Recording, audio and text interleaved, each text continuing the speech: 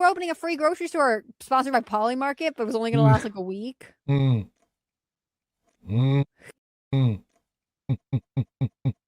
No, that was something that happened. Oh my gosh, that's super. What is that? Water, vegetable juice, fruit juice, 100%.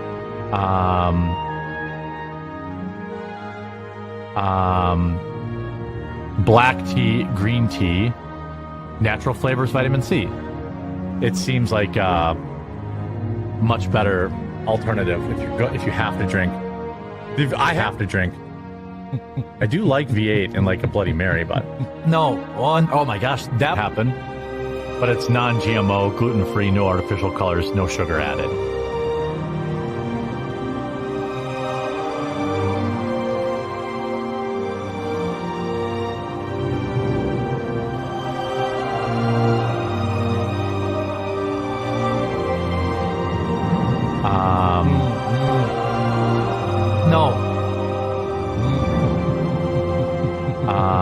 I get anxiety, and like it makes me like, I don't know. I have to drink. Damn, they're so good. Having even more anxiety because so I have to be careful. I have to be careful with. That definitely helps. Having even more. Hit like if you like the show. If you don't like the show, don't hit like or hit thumbs down. Be like, this guy sucks. I don't mind. But if you do like the show, hit that like button. It really does. I got to remind YouTube that I'm here.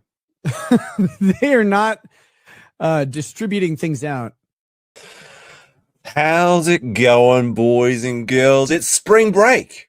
Spring break, and I look like a carrot today. Oh well, it is what it is. It's the morning show, apparently, even though it's like 9:30 for me. But we have the Dragon's Treasure, a man that needs you to drink his tea. He says late.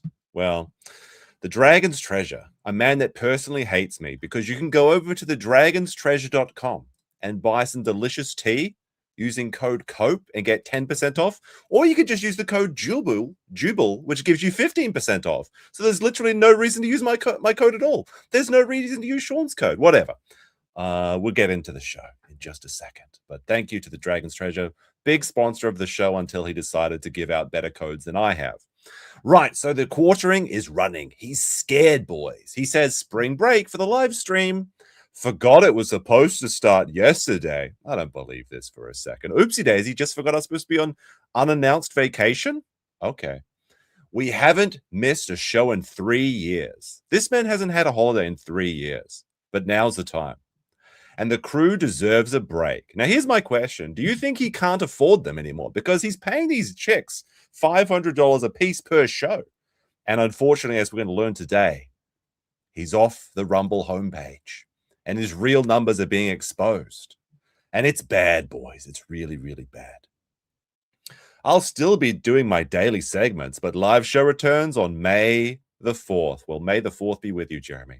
The burnout has been real, and it's a good time for a break. Well, this is the first true thing that he's said in perhaps years. And that's right. Yeah, there's a lot of things happening at the moment. The sector's converging. The arrival is imminent. Yes, indeed, indeed. But here's one thing that I noticed recently, which has been really quite frustrating to see, especially in regards to Jeremy. And that is, I saw that the Umbrella Guy tweeted out yesterday saying, I need your help. YouTube has demonetized my channel for inauthentic content. Last night, Team YouTube. Now, the Umbrella Guy, he mostly does like the What the Hales live stream. He was big cover of the Amber Heard stories, Johnny Depp and all that. So, but it's a real channel, obviously. But what YouTube is doing recently is they have this AI, which is going out there and demonetizing channels, and it detects AI prompts and things. And then it just says, well, you're an AI channel. We're just going to knock you down a peg, which is very, very unfortunate for a lot of people. Now, Tug did get his channel back.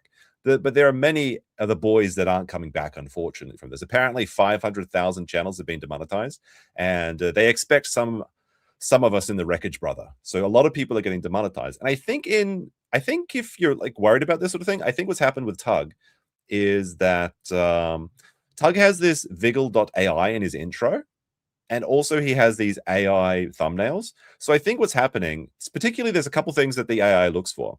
One of them is the voices that are very popular. But it probably just saw this like AI intro that Tug uses in all of his live streams. And it's like, well, this is an AI channel. Let's just knock him down a peg.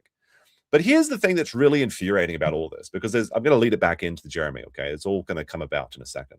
It's like, Tug is obviously a real person and he's putting out, content that people love. Okay. So he did get rightfully remonetized. But when you look at the people that are getting demonetized, it's almost always for this reason. Confirmed inauthentic content.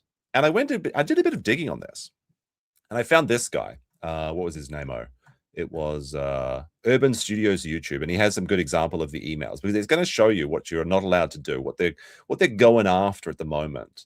And let me see if I actually have the right screenshot right here somewhere. But basically, every one of these demonetizations is for a few things. Wait, I actually need to find it. Here it is. I think this is it. So he did his review thing and it says, hi, hope you're well. Examples of inauthentic content. Content that exclusively features reading of other material you did not create, like text from websites or news feeds. That's interesting. That's okay. So that's inauthentic content. Songs you did not originally create, which have been modified in a change of pitch. That's just stealing music. Highly repetitive content with minimal variation across videos. Mass-produced content using a similar template across multiple videos. And then, of course, image slideshows or text scrolling around with minimal narrative or commentary. So that's what's considered to be inauthentic content. And that's what a lot of people are getting hit for. Let's take a look over at the Quarterings channel. Let's see what the content that he's slopping out on the daily. Cheating's bad, but let me see if I can find the right one. You've got to be kidding me. You've got to be kidding me. 3 seconds. 3 seconds. And then a minute of somebody else's video. Zero distracted driving is a major problem in this. Where's the one with the I've got 3 airport? German Shepherds, and they're definitely trying to protect my home a lot. Trying to find the airport one. Ah, yes, a magical word that allows a certain percentage of the population to do whatever the heck they want. Here we go again. Check this out. 7 seconds. 7 seconds. Cheating's bad, but this woman is a diabolical genius. Check this out. Wait, this one's... First of all, this is promoting infidelity. Jeremy, please. Jeremy, please, check this out. Check this out. What do you think? Oh my goodness. This is the man. This is the man that is apparently YouTube is just fine to keep this around. But then people that are actually making real content are being destroyed for these AI flags of inauthentic content. And for some reason, Jeremy just gets to stay up. Unbelievable, honestly. Quite infuriating. But so if you're worried about that, your channel's just there's a bit of a public service announcement, we'll say. Now, let's see. We do have a couple of miscellaneous stuffs in the Jeremy folder. Let's take a quick look at this one. This one is really funny because one of the things that's happening recently is that because Jeremy's become like the premier lolcow to milk, everybody's taking notice, and now people are going through with a fine comb and looking at all the times that he was just being a piece of shit, like this one. This is from years ago, I believe. And tried to grift off it and got a retweet out of Matt. All right, so he gets a $20 super chat. Let's see what it says. Drizzt Key says, how can I send you a video that needs to be removed? My 12-year-old showed it to me, and you seem to know how. Email to me, thequartering@gmail.com. Like, even his audience just knows that if you need a video to be taken down, you got to call Jeremy. Better call Jer. His audience is like, well, you just look like the kind of guy that can get things taken down. And he doesn't even say no. He doesn't even say, I don't do that. He's just like, yeah, just send me an email. I'll take care of it. You gave me $20? Hey, $20 is $20. Speaking about $20, haven't quite made that just yet. But Patrick with a 5 says, Quarter Charter running scared from the Ralpha and the Scaly Quinn. I guess that's supposed to be Scarlet. Scarly Quinn. Oh, yeah, I get that. Shameful display. It's very, very shameful. It's very funny that he just happened to choose now as a time to take a bit of a break. Take a Kit Kat, you know. Scott Jonesy with a 2 says, so much for the spaz self-inflicted, the fled. Kitty with a 35 months says, hey, check this out. That's true. Check this out. How was your weekend, Kitty? And Zombie Licorice with a 10, he says, he's authentic. He's mass-produced. Well, that's the thing about his announcement of his spring break, right? Because he says that he's going on spring break. Is this the first one? Yeah, this is the first one. So he says he's going on spring break. The live show is stopping, but he's still going to be pumping out the slop.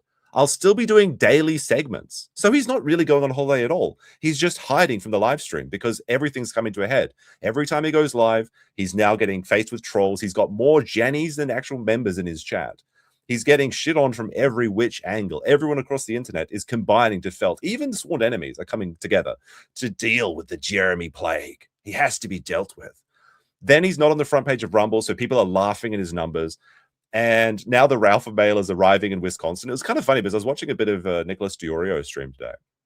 And he was like seeing Ralph's tweets. He was like, Ralph's just having a silly boy. He's not really going to Wisconsin. He's just posting. No, Ralph's in Wisconsin right now, allegedly. We're going to have to see if he actually shows up for the Battle of Jeremy's Driveway. Jeremy was saying some wild stuff on Twitter before the Liquid Courage ran out and he had to delete it. He was saying that if the Ralph mail showed up, he's going to regret it. He might not return to Merida, which sounds like a bit of a threat. But we'll have to see. I mean, there's nothing wrong with a bit of on-the-ground journalism, obviously, because Jeremy actually likes it when people do on-the-ground fraud journalism because he was promoting Nick Shirley and his Minnesota investigations. And we have Sporkmaster says, remember, every like makes Jeremy see. That's true. I got to give that one shill for the YouTube likes, of course. If we get over 200 likes, YouTube pushes the stream out more. If it gets over 400, that's when it really kicks in and you get like 1,000 live people watching. It's good stuff. It's really good stuff, especially for these smaller early morning shows. But, I wanted to throw one in for the regulars who enjoy this time slot. People are just waking up. Grab your coffee, not from the coffee brand coffee, from the Dragon's Treasure, using my code, which just you lose 5% on apparently. Maybe the Dragon's Treasure can bump up my code so it's better than Code Criminal. Who knows? Who knows? All right, so let's go back a bit because there's been a few other things that are really funny that people have found out. And one of them is Jeremy's, like the Kiwi farmers. They're doing something that's unbelievable. Just like this chatter with $20, he says, about 900 kicks minus YouTube concurrency and tax. Thank you, Moose Store You. Thank you. It's Australian dollar he does. They must be pretty late in Australia. Thank you very much for tuning in. Much appreciated. So the Kiwi farmers are doing the unthinkable. They're watching Jeremy's content and they're going through looking for anything funny. And one of Jeremy's old channels is Clawstruck. Now, Clawstruck was literally a channel where he just hangs out at arcades, which is kind of weird as a grown man, especially in America, and talking with all the kids while he plays the claw machines, which is just like the instant dopamine release that I guess is the only thing he can find joy for. But he had this epic Christmas claw game, Pickle in the Claw Machine game. Merry Christmas. Oh my goodness, the pickle, not the pickle. But what's this? What's this? There's a comment by someone called Unsleeved Media. Now, of course, if you change a YouTube channel's name, it updates across all your old comments and things like that. So Unsleeved Media, a channel that used to have 100,000 subscribers, says, "You've got to love the pickle gift. Great video, my friend." So Jeremy's logging into his other account, and this is the account actually. Like, we're going to find out. Well, we kind of already know. This is the account that he's been sending reports on, the Unsleeved Media channel, and now he's self-felting because 11 years ago he was commenting on his own videos to astroturf it and make it look like it was actually entertaining content. And there's another one here. You've got. Let me just zoom out a little bit for that one. Such sick pulls. Get ready for mega videos of all sorts of games over the Xmas holidays. First of all, this isn't very Christian of you, Jeremy, to say Xmas. It's Christmas, not Xmas. Share the channel with anyone you like. 3 exclamation points. Oh my goodness. The cringe of it all, chat. But here's the thing that I thought when I saw this. If Jeremy's not above astroturfing his own comments, and he has like a dozen channels, is it really such a bridge to believe that he wouldn't go on to other channels to flag people or to like fight in his own comments? Because there was a very mysterious comment on his channel, which was basically he picked out basically the worst person that was criticizing him so he could try and show to his audience on his YouTube community post tab that he was being harassed by these unhinged lunatics. And the channel that it was commenting on was just like this channel that's from like 2017 that has no activity on it. Very suspicious. And I think Camelot even suggested that Jeremy got one of his friends or himself to comment from maybe an old channel to false flag it and all that. BobTube with a 2 says, why don't you have a claw machine or RC channel? Claw machines are pretty popular where I am, actually. Like, basically every arcade is just the UFO catchers. I get scammed every fucking time I try it. One time, I think the last time I was like, I'm just going to spend 3,000 yen, which is like, around 20, 30 bucks. and I'm going to see if I can get anything. And I got nothing. I actually just got robbed. I got blatantly robbed, and I learnt my lesson. I effed around in the arcade, and I found out, and I'm never going back there again. And I'm actually still upset about just thinking about it. I was trying to get some plushie toy or something, but it wasn't to be. It wasn't to be, unfortunately. RC channel. I mean, I used to have a channel with drone related stuff, which is kind of like RC. It is remote controlled, but there for the grace of God goes I suppose. All right, so that's the claw channel stuff. Was there one more? All right, so let's go into the MISC stuff, shall we? Let's see what we have. By the way, this is my new background. I love this so much. The Pondering Me orange. It's good stuff. It's good stuff. All right, what is this one? MISC Travel Cuck Books. Oh, I think this is from Camelot Stream. Let's have a quick look. Just a fun clip. So I'm building a new office, which is what I was selling those Trump Cuck books for. What? Say it again? Which is what I was selling those Trump Cuck books The Trump Cuck books? for. So now we're going to have, I'm thinking about making Maybe it's just a bad audio on the clip. the office bigger Right. so that I can just do everything myself. It sounded like you said cuck books. Even Melanie Mac thinks that Jeremy's talking about cuck books. He's selling cuck books. He's selling guys. He took the advice himself. It's his autobiography. Furry Boats with a 2 says the icon for unsleeved media is very fitting. And no, it is just meme magic, isn't it? Sometimes it's just too funny life. There's actually quite a lot of funny stuff like that today. Let's see what else we got here. This was kind of a fun one. We had the Real BBC, which is Mauler, Az, and Nerdrotic. They had a stream today, or I guess it'd be maybe yesterday for some of the viewers because of the different time zones. It says the Real BBC. What are the oranges for? Well, I bet it tasted good. Let me know what you think. So everybody's just like shitting on Jeremy. I think we have the clip where they actually bring it up a little bit of that story. Let's take a look. 38. Thank you. All right. So Fear the Hambly donated $9 Let's see what they say. Fear the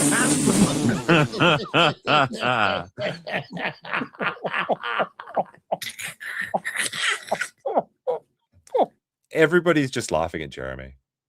He's just the shame of the internet. Everybody thinks he's a joke. No wonder he's taking vacation. But the thing is, he won't be able to enjoy it because all he's going to be doing is pumping up more slop. You know that he has to keep doing it too. Like, he can't take a vacation because if he is out of the algorithm for even a few minutes, he's just going to disappear. And he has to grift off of whatever the current topic is for the day. So maybe he has like a backlog because he said he recorded like 150 shorts. Maybe he's got them on auto posting, but you can do that. You can make like 10 shorts or whatever and then set one to release a day, but he does it 3 times a day for 3 channels. So it's like 9 shorts a day. It's just like ungodly. And none of it has any content to do. None of it has any topics that are related to his own channel. It's all just like clickbait slop. And someone found his TikTok, by the way, and it's just full of like thirst trap pictures of chicks that from other stolen content. But anyway, get back to this clip.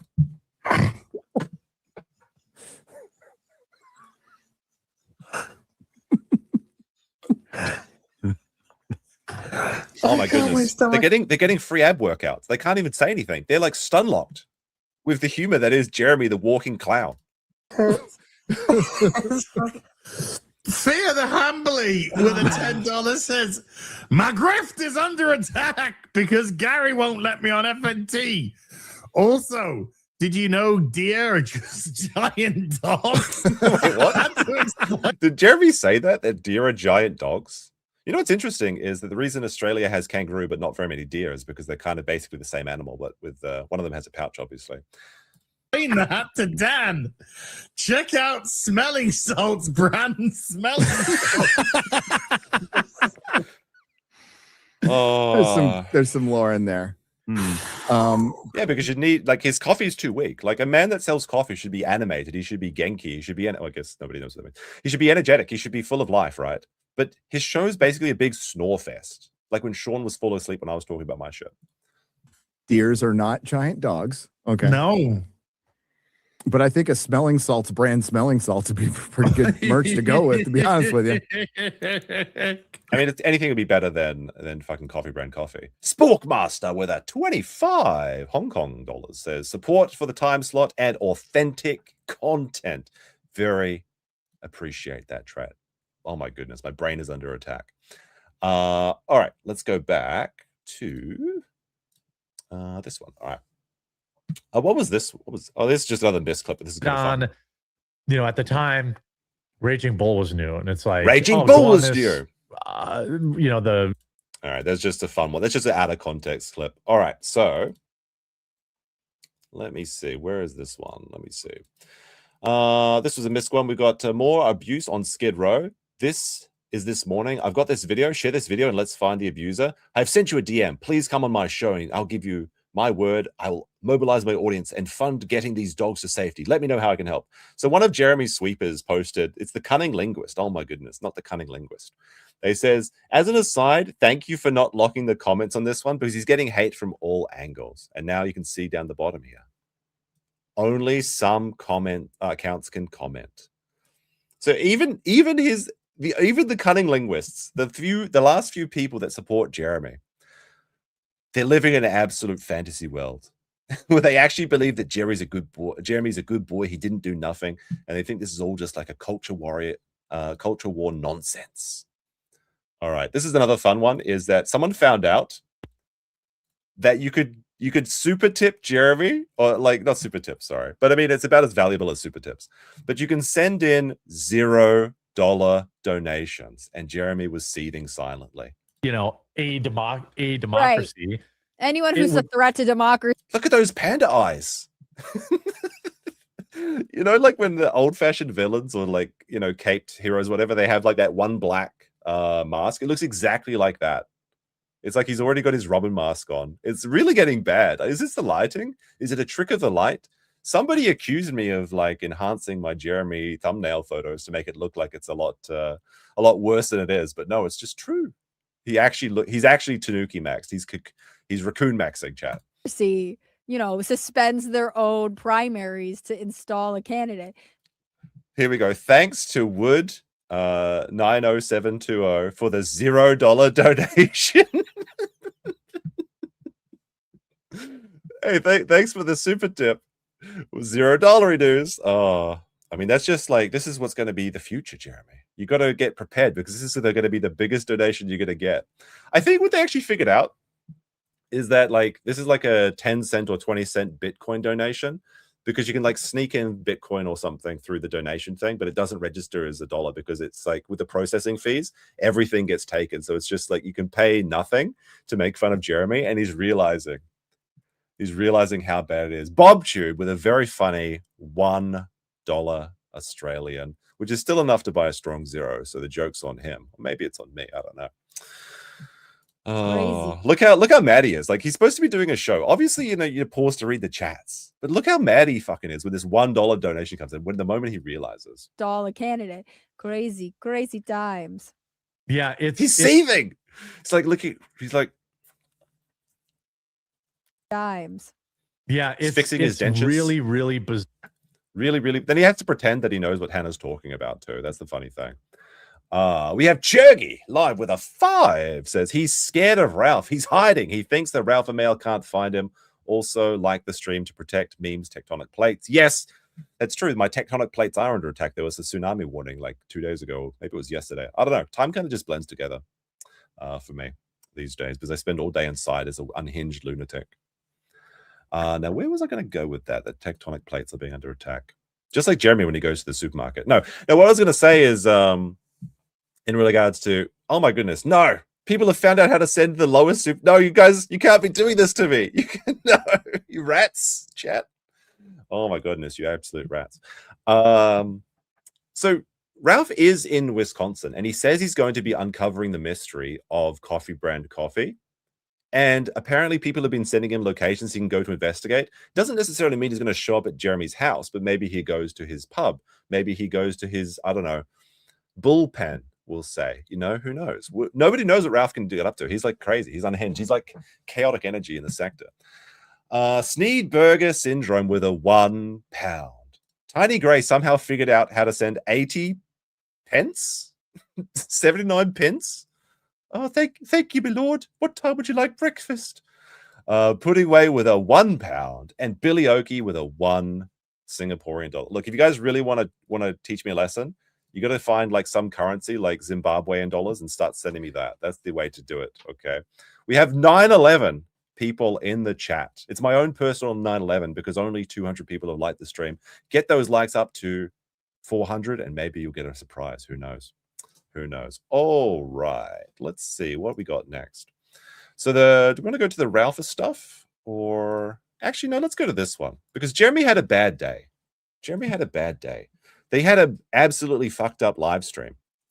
And the girls had one chance to escape from Jeremy and they just start talking about their hair. This was on Hotep's Twitter. Let's take a quick Colors. They'll be like, "What's the better thing?" This is your political live stream. Let's talk about our danger hairs. Colors. They'll be like, "What's the better They thing?" do. Yep. And you're like, Yep. "Yes, I can see it." Or sometimes you can't. But anyways, okay. Well, are we in charge now? I Did think Jeremy we leave for spring break are. already? There we are, chat. We need to see what you think about periwinkle blue. It's a soft blue from the Arctic Fox line Periwinkle blue. of colors. There we go.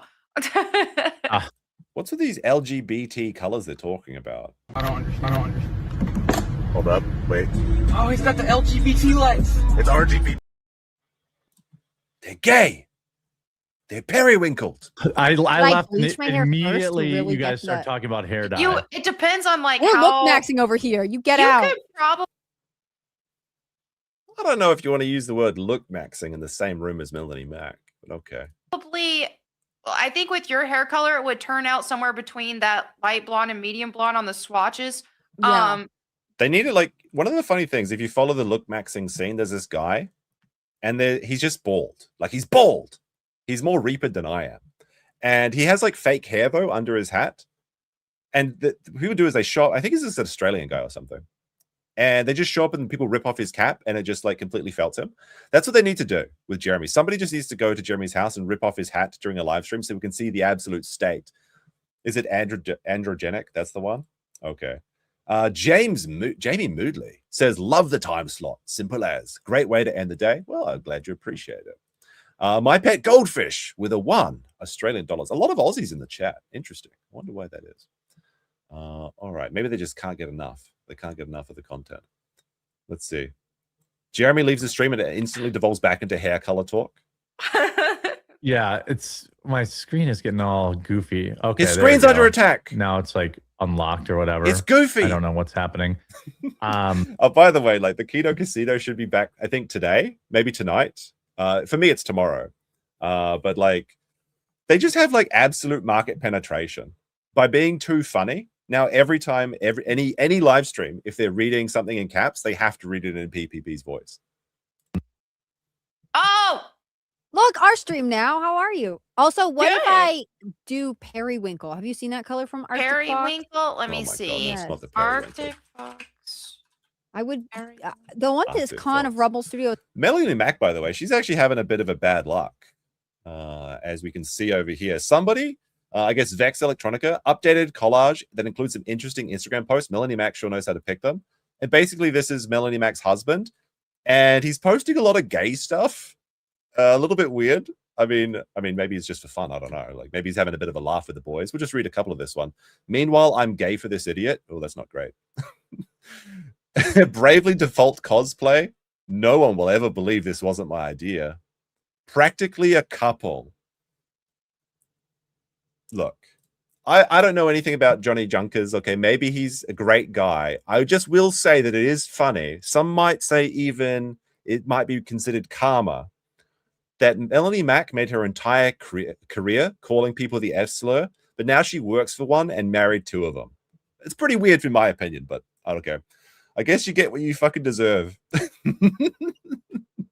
Alrighty. Let's see. He eats bananas for the shape. Too good. All right. So Jeremy, oh no, we'll go to the Kiwi Farms one. All right. So Return of the Mac and Cheese, #1 effort poster, and perhaps one of the biggest A-logs in the entire sector when it comes to Jeremy. He's the expert. He's the guy that's been down there in the mines looking for the gold, and he finds it. He says he was busy all day, so he's just catching up with the thread, and I have a theory on the spring break for the live show, and we have Quartering's post saying spring break. Whoopsie daisies, just forgot about my vacation. So Jeremy's getting squeezed from every angle. His chat is full of trolls. The casino is coming back. Ralph is about to come to his house and fight him to see who wins lolcal of the year. These are certainly all factors, but I think the final straw happened behind the scenes. Oh, interesting.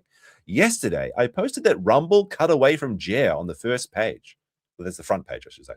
Within the first 25 minutes. Oh, that's not good. Holy shit, 1,000 people for a morning show. Hit that like button, chat. Come on, let's get over 400 likes, and then I won't ask for them ever again on this stream in this hour. So 25 minutes before he got betrayed by Rumble, just like potentially Criminal and I got betrayed by the Dragon Treasure because our codes are no longer as effective as the code JUBIL for 15% off on the dragonstreasure.com. Let's see. Today, according to this thread, he wasn't on the homepage at all. So Monday, he was on the landing page for somewhere between 15 and 25 minutes only. Tuesday, he wasn't on it at all. Look at those views for this Monday, Tuesday compared to last week, Monday and Tuesday. So let's take a quick look. Let's take a look at this if it loads. There we go. All right. So 8 days ago, Jeremy was getting 137 Rumble views. I think like the best way, the T-Man sold us out. Yes, he did. He is. He betrayed us. He betrayed us. I think the best way to look about Rumble views is basically divide it by like 90%. Because it seems to be there's like a 10x multiplier on the fake views on Rumble because of the way they count it. So 8 days ago, Jeremy was getting 137,000 views, allegedly, which is probably closer to 13,000 views. 7 days ago, he got 127,000 views. 1 day ago, 60,000 views. And 11 hours ago, 24,000 views, which is probably more like 1,000 views, if that. It's bad, bros. When you've lost, if you're losing 90% of your audience on Rumble, oh, it's fucking over. It's over. Now, what is Jeremy trying to do? Is he going to go away and hope that this all blows over? BP says he's quartering his views. I mean, I guess they are, right? That's pretty funny. It all comes down to that. Josh Moon lost 25% of his investment into Rumble, and now the quartering lost 75% of his views. Oh my goodness. Now, but here's the question. Like, this is an honest question. Do you think that Jeremy is actually taking a vacation? I guess press 1 in the chat for that. Do you think that he is just hoping that this will blow over in a week or two? You know, that's why he'll be back in May. And 3, do you think he just can't afford to run the show anymore? Because it's not profitable. We saw the dashboard. He's making like perhaps $2,000 a month on Rumble, but then every show he has Melanie Mack and Hannah Claire on, that's $1,000 down the drain. Doesn't make sense. So I think he's trying to save money because he's trying to last until the midterms. If he's like praying that the midterms can save him and that he'll be able to like do the political grift again, but it's not going to happen. It's not going to be like getting the Trump back into office. It's not going to be anything like that. No, like the midterms, yeah, people will show up, but not that much. People just don't care as much. So Return of the Mac and Cheese goes on and says, really makes you think. It does. It does make you think. In my opinion, this is pretty much confirms the old theory. The front page feature on Rumble counts every hit of the home page as a viewer. This is what I believe. So even if Jeremy wasn't viewbotting, and we know that you can buy viewbots on Rumble for $4 for 100 live viewers, this is why Jeremy pretends to be a 10,000 live stream show. He's just not. He's just not. Amongst other fuckeries with the numbers, yeah. I think I like. Have you ever seen someone streaming on Twitter? So when you see someone streaming on Twitter, they have like 400 views or like live or something when it's just like 5 people in there. It's like every person that visits and lasts for like maybe 10 seconds counts as a permanent view to the thing. I think that's how Rumble works. So over the past week, the quartering hatred has really boiled over. My theory is that people at Rumble have been seeing a lot of wild Jeremy clips going around, especially the viral tweets with the clip where the Rumble front page political show guy can't find Iran on a labeled map. And that people have been atting at them all week. That was pretty funny. That's one of the best clips, I think, has ever come out of the quartering show, is when he's looking for Iran and he's in Australia, he's in Indonesia, he's in the Atlantic Ocean. It's great. It's fucking great. Just like Dizzy Dials, great for sending in $10 dues. Rumble is obviously compromised. Josh Moon has gone over his suggestions to improve the site in various ways, and he gets ignored. You really cannot trust Rumble. I think it's a honeypot of sorts. I've never been a fan of Rumble. I just want to put that on the down from the beginning. Some people like it. I don't. I have my issues with it, but I won't be crying if it dies. Moves to you with a 2 says the cheapest letter N you can buy. What does he mean by this, chat? What could he possibly mean by N? And Brian the Science says he's taking his first trip to hedonism. Why? To find his wife? Did she fly over there in the plane with Sky Roan, the Sky Ball? Let me see. Where were we? So Rumble probably had a Monday morning meeting where Jeremy was discussed. After lunch, some people high up at Rumble probably decided to sit down together and watch the stream and see what they were actually paying to feature on their site. Oh no. This is the worst thing you could possibly do to Jeremy, is have someone watch your show. Monday's stream started off with a 10-minute tech discussion. Disaster. Because Jeremy switched to the new streaming software and didn't bother to learn the basic functionality or even test his layout before he went live. Then he spent time recapping his weekend and told stories about his cat keeping him awake. Oh no. My ream cycles are under attack by that rat cat. The woke liberal cat is now keeping him awake at night. Keeping awake, and his dogs trying to fuck each other. Then there was 17 minutes into the show, and it's finally time to talk about the news. To really understand the totality of the shit show, you need to experience it. Well, I mean, we saw some clips of it, but I don't know if I can watch it. There's a few good timestamps here. How was your weekend, chat? How was your weekend, chat? Be sure to let me know in the comment section. Nia says that Jer is kind of tired. Jer is the kind of tired that sleep doesn't fix. Very, very true. It's so over, Jer bros. Yeah. His cortisol levels are like through the roof. He's never going to get to sleep. It's bad, bros. He's allegedly quit drinking. Oh man, he's going to be thirsty. He's going to be thirsty tonight. All right, so we have a couple clips here. This is, let's see. This is the one where I believe Hannah gets really mad. You only need to watch like 15 seconds of this one to get the vibe. It really feels like Hannah is needling Jeremy for being lazy and continually showing up for work, having done zero prep. Oh, I think this is the one where she asked him if he'd read the story that they're going to talk about, and he hasn't. Just like not prepared for the news. Neither one of us read it, and so instead of actually like reading the news, this whole show, we're just vamping by tech support. Yeah, yeah. I mean, I think. Yeah, he didn't. No, I slept great this weekend. I locked my cat out, and Cat Pro is not like this. Oh no, not the. I mean, cats are good. They can safe and slide. Whoa, that's aggressive. Yeah, well, just out of the bed, not out of the house, just out of the bedroom. Oh, okay. Because he'd do this thing where he'd like wake me up every day at like 3 o'clock and then keep me up for an hour. You mean he's like making bread? Look, when you give a cat on you, it's so easy to fall asleep. When I went out to this campsite, like last week, and there was a wild stray cat, and it just came up and it was just like chilling by the fire. It was really Kino, actually. I love kitties. And ever since I've done that, I've been sleeping through the night, nice and clean, feeling good. What does he mean by that? I know, Baba. But got through the night clean. Is he actually celebrating a night not shitting his pants? Is that what I'm meant to believe here? First of all, I don't believe him. HCB's cameras. For once in her life, she's got the better camera. Okay. No way. I had invested in my camera a long time ago, and StreamYard hated me. My camera has always been nice. Imagine investing in a camera. What a thing to do. Combination of StreamYards and also on my own videos, my own upload degree, because I was like, what's the difference between 1080p and 4K? But guys, I'm slowly but steadily learning. And in this case, Rumble Studio respects my camera. Yeah.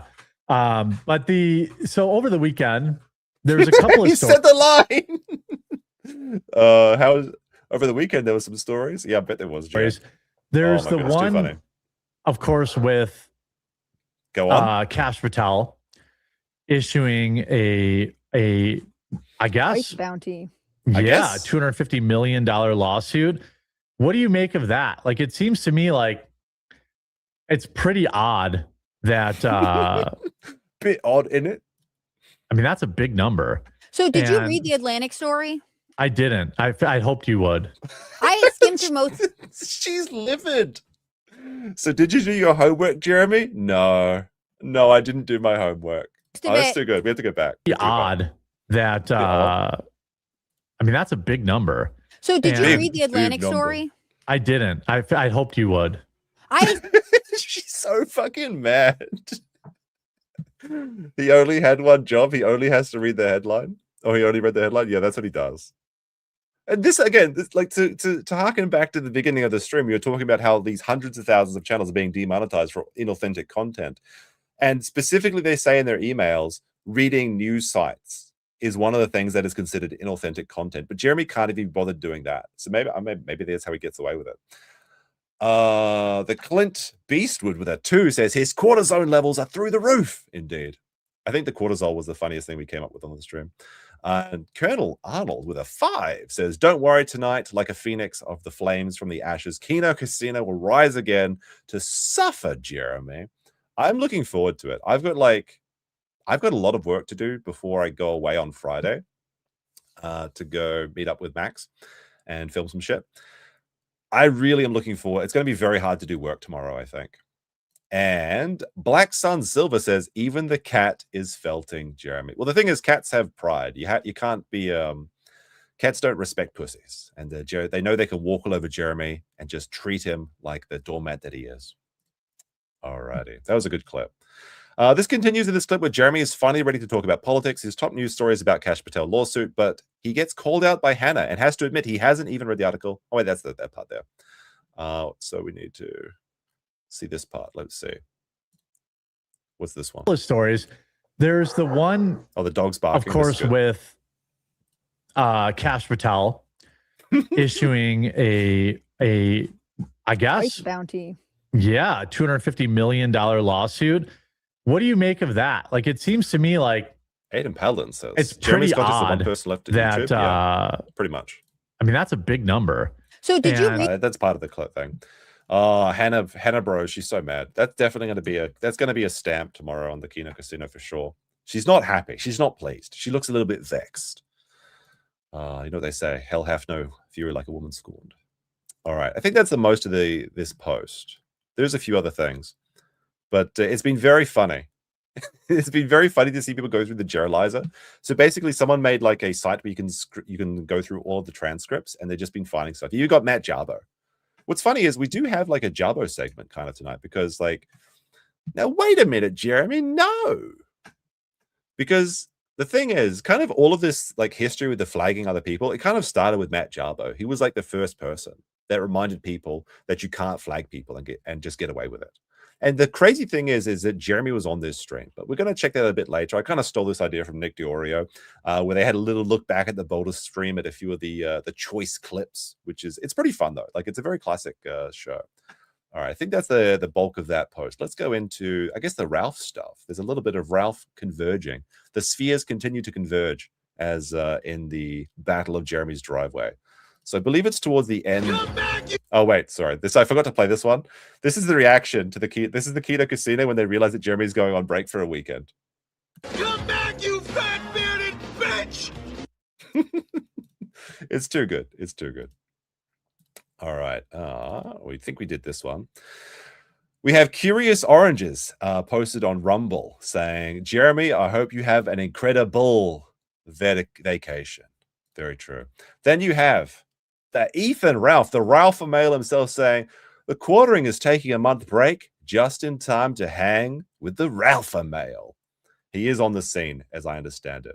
You even had Matt Jarbo again going, Race Warski and Rage Pig closing in. Coffee Brand Coffee Empire potentially exposed.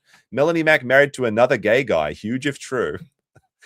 Stolen shorts controversy still radioactive. It's a good time for a vacation. I mean, it is a good time to poke your head into the sand. Now let me see. I think it's here. All right. So yeah, like I said, Nick DiOrio was actually just thinking that Ralph was just joking, but actually Ralph was responding to Nicholas DiOrio, saying, no, it's true. It's true. He says, because Nicholas DiOrio messaged the quartering saying, this video is not real and AI, by the way. He's not actually on his way. And then Ralph says, kicking it old school with the Woodford. I was getting ready to pay double shot, and they gave it to me for gracious. The quartering would love this. It's been so long since I've been on a decent international flight. I forgot it was free. So you can see there that Ralph, he's getting liquored up and he's getting ready. His arrival is imminent. I'll keep clicking the same one. Hold on a second. God damn it. Here it is. All right. This is the clip that I wanted, I think. So if before the quartering complains about all of this, the Ralph decided to remind him. This is a real quartering tweet, apparently, too. Everything is fair game. Who the fuck would tweet something like that out? Everything's fair game. How could this possibly backfire on the quartering? And now he's got the Ralpha in his quarter. I mean, there it is right there. The April 10th, 2026. Everything's April fair 10th, game. San Diego. Let's go, Ralpha males, Damn. etc. Why is he testing the internet like that? I mean, that is a pretty stupid thing to say. I mean, this is going to be like the Frank Hassel Boogie situation all over again. At least we can hope so. Of course, nothing ever happens, but maybe this time something will happen. And then we've got some fun little fan art we've got here with the Ralph Male showing up at the Quartering's house. All right. Also, I didn't show this, but Hannah Claire has yet to address the Quartering in the room. All right. Now let's see. I think that's that part done. So let's go to. Oh, wait. All right. Well, Brittany Venti put out this video. We won't watch the whole thing, but we'll watch a couple segments of it. So Brittany Venti put out a video today about 8 hours ago. It's called The Crodlings of a Cry Bully, The Quartering. It's actually a really good video, I think. Like, some people were saying that her stream was really hard to watch. Like, she was snorting and coughing or some things. That's what people told me. I didn't get to see it. But there was a couple good timestamps in this that I thought. I mean, like, if you want to explain someone the entire situation that's going on, this video does a very succinct job of doing that in about 30 minutes. But I got written down here the actual levels of the e-begging, which takes place at, I believe, 24 minutes in. This is really like kind of crazy to just see the levels. Sorry, I was watching on 2.2 times speed because I'm a schizo. Support him and pay for his lifestyle. So let's get into the finance and grifting segment. You'll find that Jeremy oscillates between two polarities, and this is just one example of it. One second, it's, guys, I'm very successful. I don't need to go on Caleb Hammer's show, which, by the way, was one of the components that started all of this for him having his melty. The Kino Casino asked to audit his finances because of this constant confliction of saying he's rich, but he's poor. And they wanted... Yeah, this is the really annoying thing, and people, like, intrinsically just hate this. And Wings of the Redemption does it too. I think this is kind of mentioned by Josh Moon. He has this kind of Schrodinger's beggar, where it's whenever he's streaming and he needs money, he's poor, he's going to die unless you like feed him, or he's going to fire Hannah Claire, etc. in Jeremy's case. But then when he's arguing on the internet, he's rich, and look at my Rolexes. And apparently Wings of the Redemption does the same thing. It's like, my house is paid for, I'm mortgage free, but actually you need to pay me because I'm about to be like 2 days away from ruin. Third party like Caleb Hammer to go over his finances, and then he agreed and backed out. And the Quartering will even joke about firing his staff, and it's not really a joke because he actually did do it and says that he's... Yep, Luke's got canned. Here's the question: Will Hannah Claire return after this week vacation, or is this her quiet quitting? Will Jeremy ever stream again? That's another question. Poor, he can't afford his assistant, he fired Luke Rozowski, and that's another thing they made fun of him for, was his constant e-begging, his constant crowdfunding, even though he claims to be a multi-millionaire. Jeremy loves to guilt his audience. He'll say things like, I never go on vacation. A night that might actually lead to me taking a day off work. I haven't taken a day off work in 3 years, but if I go on Nick's stream... I mean, this is both true and not true, because yes, he's been doing this YouTube slot for like 3 years in a row without any breaks. But it's a really big stretch to call it work. Hey, check this out. What do you think about this? That's not fucking work. That's theft. It's like the opposite of work. Later, and I can generate another 1,000 sales on Coffee Brand Coffee, I might actually take tomorrow off. If my channel makes it through this Christmas, it'll be a huge miracle. He's begged for his audience to bail him out for overspending on coffee, which is a repeated theme that he overspends money, by the way. I shipped way too many Mother's Day gift boxes to Amazon. If I don't move through at least half of what I sent there, Coffee Brand Coffee is going out of business. That's how bad it is. But now I've marked it down 10. I may have to mark How can a white label company go out of business? They just stop printing your name on their coffee. down, more literally. Coffee Brand Coffee is in huge trouble. It's extinction level event. I'm not like, this isn't a shill. This isn't a grift. I'm asking for a bit of a bailout. Meanwhile, he can somehow... It's not a shill. It's not a grift. By the way, here's my 7-foot-tall saltwater fish tank. afford a saltwater fish tank, plus paying someone to clean the fish's poop. Let's have a look at this. Wait, go back a second. I'm not like, this isn't a shill. This isn't a grift. I'm asking for a bit of a bailout. Meanwhile, he can somehow afford a... All right. Any saltwater tank needs out there? I guess he meant nerds. This is about after a month. Starts to get fun now. I mean, what is like the fish died, by the way. All of the fish that were in this tank are in heaven. They're in fish heaven, which does exist. a saltwater fish tank, plus paying someone to... All right. So apparently he has the same fish guy as Miles Turner. Glad to hear we have the same fish guy. If you know, you know. What does he mean by that? Is this fish code? What does it mean? Is it political?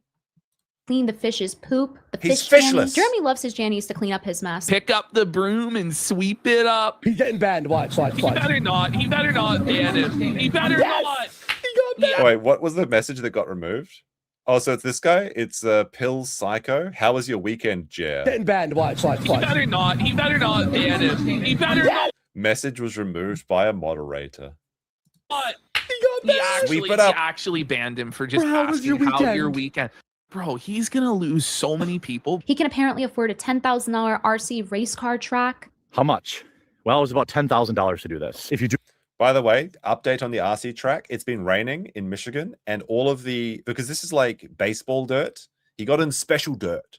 He can't even have the regular dirt to walk on. He needs to buy the special baseball Japanese style dirt that covers everything over here. It's all being eroded away because it's been raining and shit. And he hasn't been bothered to clean his yard. Because the deal, like, I remember seeing this video. He actually says that if you want to come over and play with his racetrack, you have to weed his garden first. So he's just trying to trick his friends into working for him. Like Tom Sawyer and Huckleberry Finn or something. It's like really ridiculous. And now the $10,000 literally into the dirt as it's all being drained away. He buys dirt. MLS says this guy's in Michigan. No, he's in Wisconsin. Wisconsin is what I meant to say. Did I miss it? Do it yourself, probably is going to be $4,000 to $5,000. If you're not a lazy, fat, smelly bum like me, he's fat, he's smelly, he's a bum. By his own words, that's not bullying. The container was like $5,000 or $6,000. Contractor installs such as solar vents and lighting. And inside, I've run power. I'm not going to include that. That's like a. He can't even walk to his own house to get power. He has to have it into his container.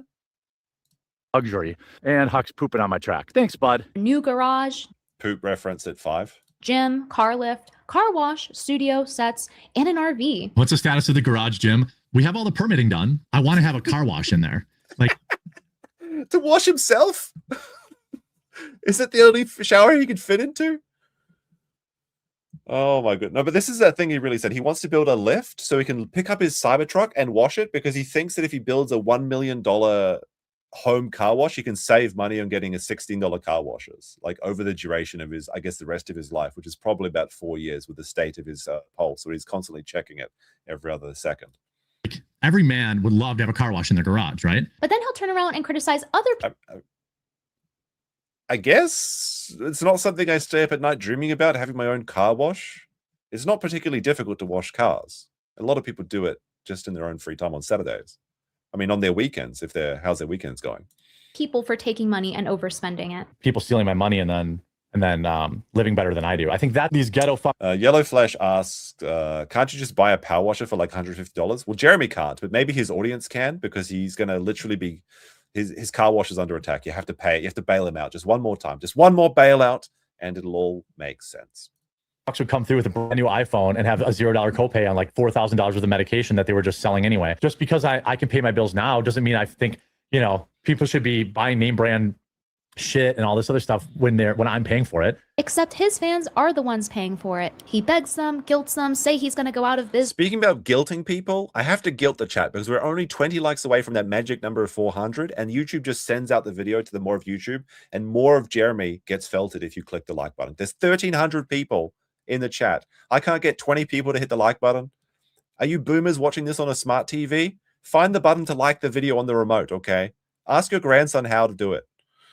But I just kidding. I love you guys, chat, everyone. Just dislike the video if you like too. It's the same thing.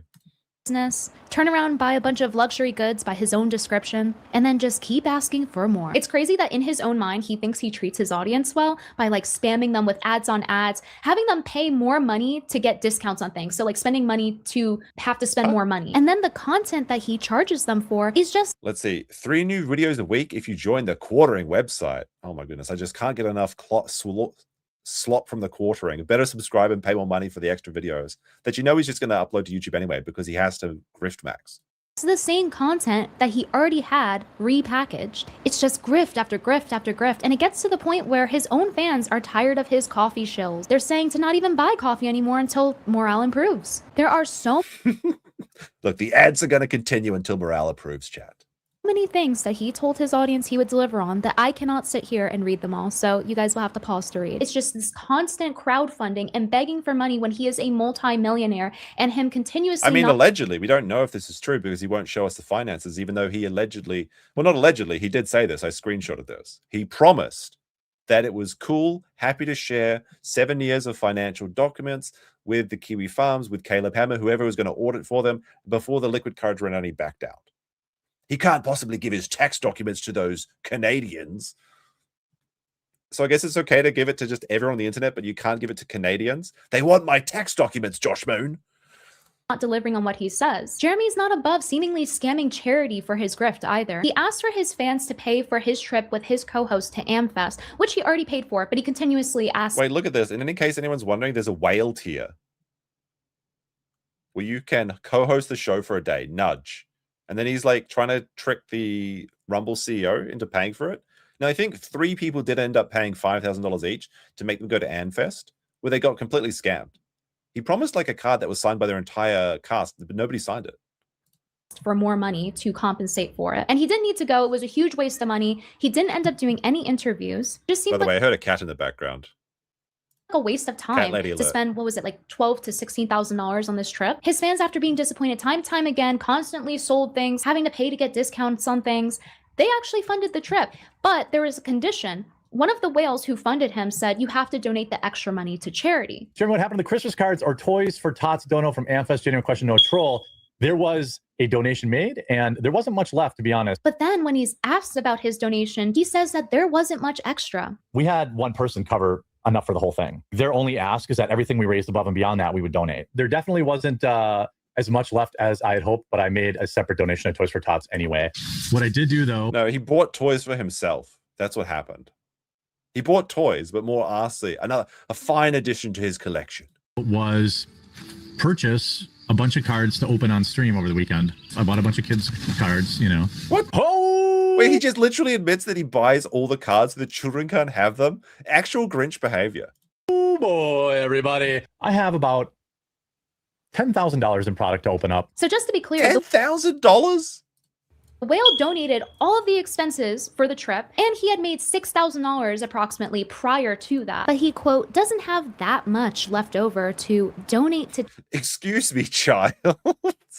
No, stalker child. You cannot have any of the Pokemon cards. They all belong to me. Charity. It seems like those poor kids got scammed out of their toys so that Jeremy could buy his. Those Pokemon cards should be in the hands of some child. And if he did donate, how much was it? Only a few $100s? And even if he did overspend and spent even more money for some reason, because he loves to waste money, he proceeded to spend like $10,000 on Pokemon cards, which he regularly loses money on because somehow at a game where it doesn't require any skill, he still sucks at it. And Jeremy can say, well, you don't play it. It's just gambling. It's not about the game. It's about trying to get the big pulls, which he never gets because he's just buying rebought packs. He's getting scammed left and right. And now he's probably going to be buying loose cards so he can insert them himself to pretend that he's getting some cards. No, that's not true. But if it's not true, then why not get financially audited when you're doing all these suspicious things, wasting your fans' money, especially when you live in a mansion and you're a multi-million... Somebody asked in chat, who is this? This is Brittany Venti. She's like kind of like used to be more of an active commentator. I think she sells candles now, but she's decided to come out of the woodwork. She posts videos every some time to time. Some people call her the hammerhead shark because her eyes are very far apart. I think she looks fine. I think people are just being crazy. But Jeremy specifically said that he wanted to have ham babies with her because every woman that he encounters, he dreams about impregnating, despite the fact that he's married and childless. I'm not even joking. And this is what Brittany Venti came out to say all this because Jeremy was trying to hook up with her friend, Jess, and DMing them. And it was like the situation was like, haha, is she friends? Like, if she's free, just kidding. But unless... And if you're joking about that, that means you would absolutely do it if anyone shows any bit of interest in you. And it seems like he's lying about his coffee grift as well. He told his audience that he makes everything in-house, it's his machinery, begged his audience for money for this. There's a big difference between what I do and what most everyone else does. I don't drop ship my coffee. We roast our own special blends. Now, I believe he doesn't drop ship, but I am 100% convinced, and maybe the detective team of the Ralph and Mail and Luther Morgan can uncover this for us. But it's just so obviously white labeling from the Mill Creek Roasters, which sell gay coffee beans. They made the coffee beans woke. They made it political. Okay.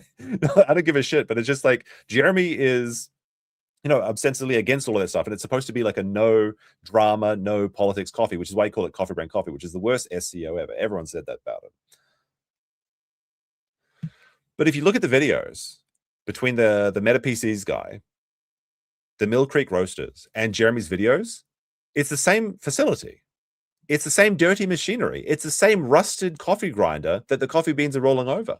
You might have tetanus if you're eating coffee brand coffee. I don't know. Also, Shadow Night Crew with our 10 subs gifted. Much appreciated. I'll put up a new Discord link after the show. So if you're a member, you can join the Discord. We got like 5 people on there. The same 5 people just mostly talk about the same 5 things and playing Wordle, but it's fun. Also, you get access to all of the emojis in the YouTube chat, which is a bit of fun. So thank you very much. Hand flavor our beans. We pack our orders. We Hopefully Jeremy's not hand flavoring his beans, because you wouldn't want that. ship our orders. We handle our customer service. We are not a drop ship outlet. We're a real coffee company. I need to try and reach out and give you an understanding of why I could use some help. What is the solution? Well, it's to buy about $80,000 in equipment. And then it turns out that it's seemingly a white label company that actually supports the SJW stuff that he says he doesn't like and is woke. And it's woke. The beans are gay. You're buying a coffee bag and it looks like a bag of Skittles. But like, these pictures do confirm that it's the same location that the Meta PC guys were running their Player One coffee out of, if that's what it was called. And the guy specifically says in that video that he's a majority stakeholder and the CEO. So how can this one coffee company be owned by 2 people? Well, obviously they can't. It's both white labeling. Also, a very interesting detail about this Player One coffee is that if you join their affiliate program, you make a measly $1 a bag, which is funny because that's the number that Jeremy said that he's been making per bag, just $1 a bag. Bit funny how that works out. White label company that actually supports the SJW stuff that he says he doesn't like and is woke. And for the past 3 years, I've prided Coffee Brand Coffee on remaining completely apolitical. And that's literally why I called it that. And the overlap of this. Ben, that's just a stupid idea. Because if you make it political, you'd make better sales, which you could say, buy my coffee to own the woke left. But Jeremy keeps telling this lie like it's going to be in Walmart by the end of the year. It's going to be a real thing. I think he really thought that if this coffee company took off, it was going to be a smashing hit. And that he could actually retire and do what he wants to do, because he hates his show. He hates live streaming. He gets no attention. He gets no like positive attention from it. He just wants to play with his toys. He just wants to watch Marvel movies. He just wants to be like one of the cast members on Friday Night Tights or Geeks and Gamers, talking about, I don't know, Black Panther 3 starring Ryan Gosling as T'Challa or something. Sporkmaster gifted 5 stars. Let's fucking go. He hates his show. He's trapped in a permanent purgatory of his own worst nightmare. Staff, it's the same staff that's handling the generic coffee that handles Jeremy's coffee. He just gives them t-shirts and tells them to put it on so he can take the photo and say it's his own staff. This is the funny thing, by the way, is that they literally just have like a bunch of Coffee Brand Coffee t-shirts, and then they've got like the other coffee companies that they also white label for. So I guess they've just got like a big box. It's like, okay, we're doing the Jeremy segment now, put on the t-shirt. And we know that Coffee Brand Coffee has to be fake, because Jeremy's the kind of person that would absolutely be down there. He's like, what's up, guys? This is my coffee company. Look at all these crazy machines. Like, he would be there doing that. Dragon's Treasure says, I need to do a live stream showcasing how stupid Jeremy is with the fake finances. Also tell people where to get the real roast order coffee. Well, you can go to the dragonstreasure.com to buy your coffee, but my code will only get you 10% off. Because there's a better code Jubal. But if you use code COPE, you can at least get 10% off. Oh, what do you need? 10% off? What do you need 15% off for? What, 5% off? That's a great deal for coffee. 1% off? You can get all Dragon's Treasure. They actually have coffee there, by the way. And also soap, as I understand it. Very good stuff. Actually, the Dragon's Treasure, like, jokes aside, is a very based coffee company. He put himself into his own, he went against his financial interests to stand up for what he believes in. So he's a company with integrity, and he makes everything himself. He actually rubs the leaves together, and well, he doesn't grow the tea, but he does everything else. Dragonstreasure.com for all your tea needs. Thank you very much for the $5, Dragon's Treasure. All right, let's continue. Say, well, what's the big deal if it's white label? Well, the big deal is that he's lying to squeeze more money out of his fans, because he claims, well, we paid for the machinery. I want you guys to pay for it. And this is our own staff. And it's just this whole thing to try to get more money out of his audience. There's so many inconsistencies. All right. So that, like I said, that's a pretty good segment there. There's also a little bit of a fun one at the end here. I think at about 36 minutes. I mean, overall, this video is very good. It's just that we've covered everything else in it already. Although Brittany Venti did use my clip though, by the way. I'll just point this out. Maybe she got it from Alyssa Clips, but this is my clip. The one that I made before I went away on Friday. If it'll load. Oh my goodness, my neighbor's Wi-Fi is under attack that I've been stealing all this time. Come on now, load, damn you! Everyone's channel. Begging you for help. This gets me in trouble. This one here. Quote more about Brittany Venti. Nobody gives a fuck about that dumb bitch. I'm just trying to be nice to everybody. So this is my one because I put the timestamps here. I mean, I put the viewer thing here so you could see that he only had allegedly 400 people watching. But this is when he's like, "Those dumb bitches." Gets me in trouble online apparently, and those same dumbass whore women turn around and pretend like they weren't begging you for help, and then try to paint you as some sort of creeper. I definitely want to. I'm just a nice guy. I'm just helping all these women. But then those dumb bitches turn around and stab me in the back like the whores that they are. Actual incel behavior. All right. The other timestamp that I had was 36 minutes. What did I have here? I think it's actually part of a Kino Casino segment, which again, it should be back today, I think. It shattered the entire online persona I had. One of the things that he's seen. Okay. He says, the reason I do not attend IRL conservative events very often. Oh yeah, this is the crazy stuff. So I heard about this, but I didn't realize how deep Jeremy was into it. Where he's actually friends with some of the top people in Nexium, the sex cult, which had like that Smallville actress who was the cute one, Chloe. I watched that when I was a teenager. It was a good show. It was fun. Somebody save me. But now you got to be saved from the sex cult, apparently. Is because what I saw from Jack Posobiec and his brother at one of the few IRL events I ever attended. It shattered the entire online persona I had come to respect, him, his brother, and a sex cult woman. Now, he's referring here to Miss Klein of the Nexium cult, who was making the rounds in the right-wing circles a number of years ago, trying to rally defenders for the Nexium cult, whose pedophile leader is currently serving 120 years in prison for convicted pedophilia and human trafficking. This is crazy. Jack Posobiec was palling around with this woman, and Jer is calling it out. Okay, next tweet. Okay, there we go. He says, I watched Jack parade around a woman from a sex cult at the only live event I was ever at. Maybe I'll tell that story. Now, mind you, this was years and years ago. He says he took down Jack Murphy, and that was the far more difficult Jack to reveal the truth about. Well, it turns out that Jack Murphy's the cuck guy. That Jeremy Hambly, despite what he's saying here about Jack Posobiec, just a few months ago was inviting Jack Posobiec on for an interview with him. Again, just showing the levels of the hypocrisy.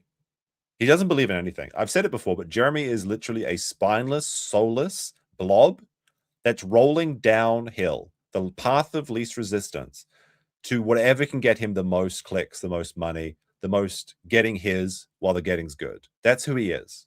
He doesn't stand for anything. And anyone that's associating with him is co-signing his activities at this point because they know what he's doing. At AmFest, he was begging Jack Posobiec for clout and to be associated with him, knowing what he knew about Jack Posobiec. And it's actually going to get a lot worse after that.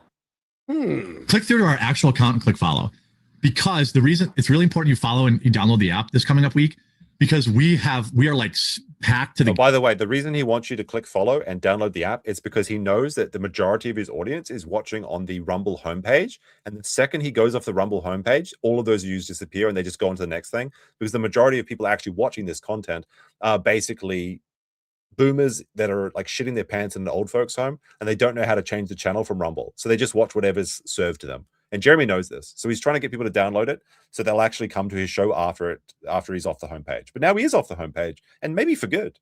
He's certainly not going to be there for a week. When he comes back, are they going to give him his spot? I think that's one of the biggest reasons he's probably taking this break, is because the shame of not being promoted by Rumble and revealing his actual numbers is just like completely embarrassing.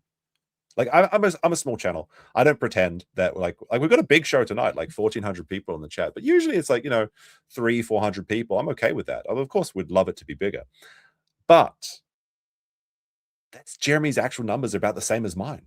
That's insane. I've got like 20,000 subscribers on YouTube. He's got 2 million, and he can't beat these streams. His chat is dead compared to ours. Everyone hit the 1 in the chat. Jeremy's chat is like completely frozen. It doesn't make any sense. Skills with guests. We're gonna have more and more guests. I would Which, love by to the be way, bigger. was a fucking super big It lie. was a lie. All the guests that he promised actually were never interviewed. So he scammed that aspect of the Scam. That's all AmFest it was. fundraiser as well. You can go to our YouTube clip channel. Got those You can go through the contrarian- playlist. You can learn everything for yourself. contrarian It's all too. there. I think I sent Hannah Claire like a half dozen Mhm. last night. I know Let's Myron plot wants to away come over here. on. Jack Posobiec. Listen to we're that. gonna have After what he said about Jack Posobiec that he knew for years, he still wanted to interact with Jack Posobiec and Yeah. engage with him. And he And I wonder only said why. that because he was mad about Jack not showing up at AmFest. Exactly. The only reason he made these comments about the sex cult is because he was upset that Jack stiffed him and didn't show up at AmFest. But it gets worse. Let's go to the next video. That's It gets a lot wild. worse. It gets worse. We're gonna play the clip. Hold on. But at least now it can't get much worse. But it did get worse. For Jer, because the exact woman that he was upset that Jack Posobiec was associating with at a conservative event, Jeremy Hambly invited that same woman into his home. This was the number 2 woman in the organization. Just, I mean, this is some dark and disgusting stuff, but it's the number 2 woman. Just think about that for a second.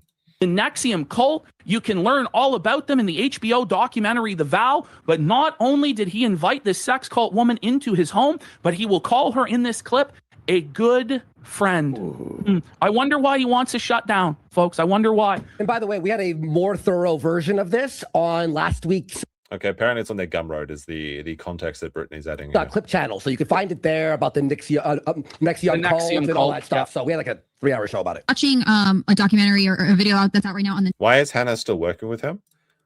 Money, I guess. I mean, she's just had a baby. Maybe she's not in a position to be able to leave financially.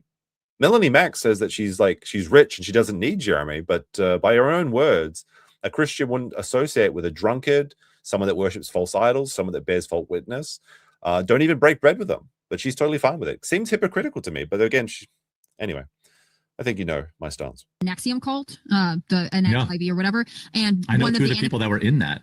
Really? Who said? I know people in the Jeremy's just doesn't have any sort of awareness.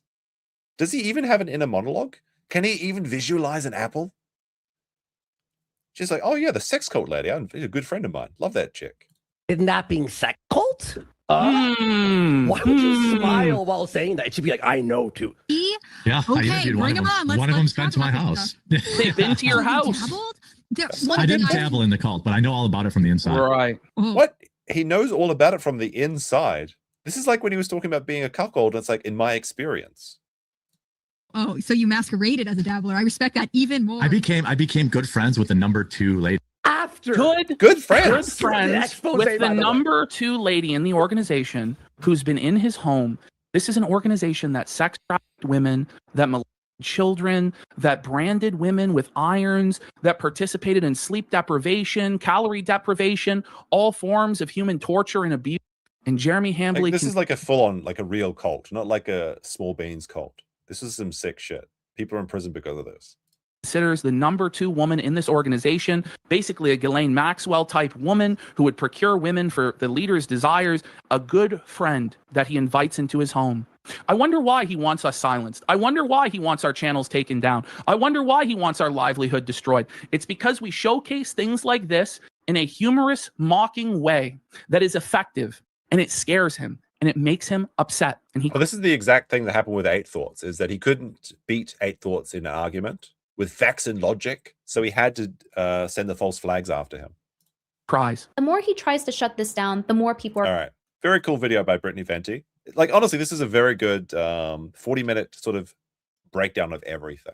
But like I said, majority of it we've already covered before, but we've got to wait. We've got to play this clip. I just saw this in the timeline. This is actually a really good clip. To the clip, and it's like 3 minutes long. Check this out.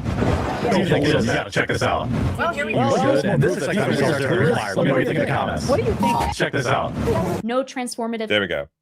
No transformative value whatsoever. All right, we got Dave with a £5. He says, I listened to the Kino Casino clips while at work. Jeremy has a lifetime hater now because he took down their clip channel. Like, unironically, this is, I think everyone is affected by this because the Kino Casino, I love their show, but it's like 8 hours, 9 hours long sometimes, and I can't get anything done if I'm watching it. So I'll either be watching it at the gym where I've got like an hour or two where I'm just, on a treadmill or using machines or doing free weights or whatever. But I really like the clip channel because it breaks down the segments that I was really interested in. And they're usually about an hour, 2 hours long. They're perfect for just driving or, running or anything. And a lot of people, that's how they enjoyed the content, is on the clip channel. It was some good stuff. And now it's gone. And now when you take away people's things, they get very mad.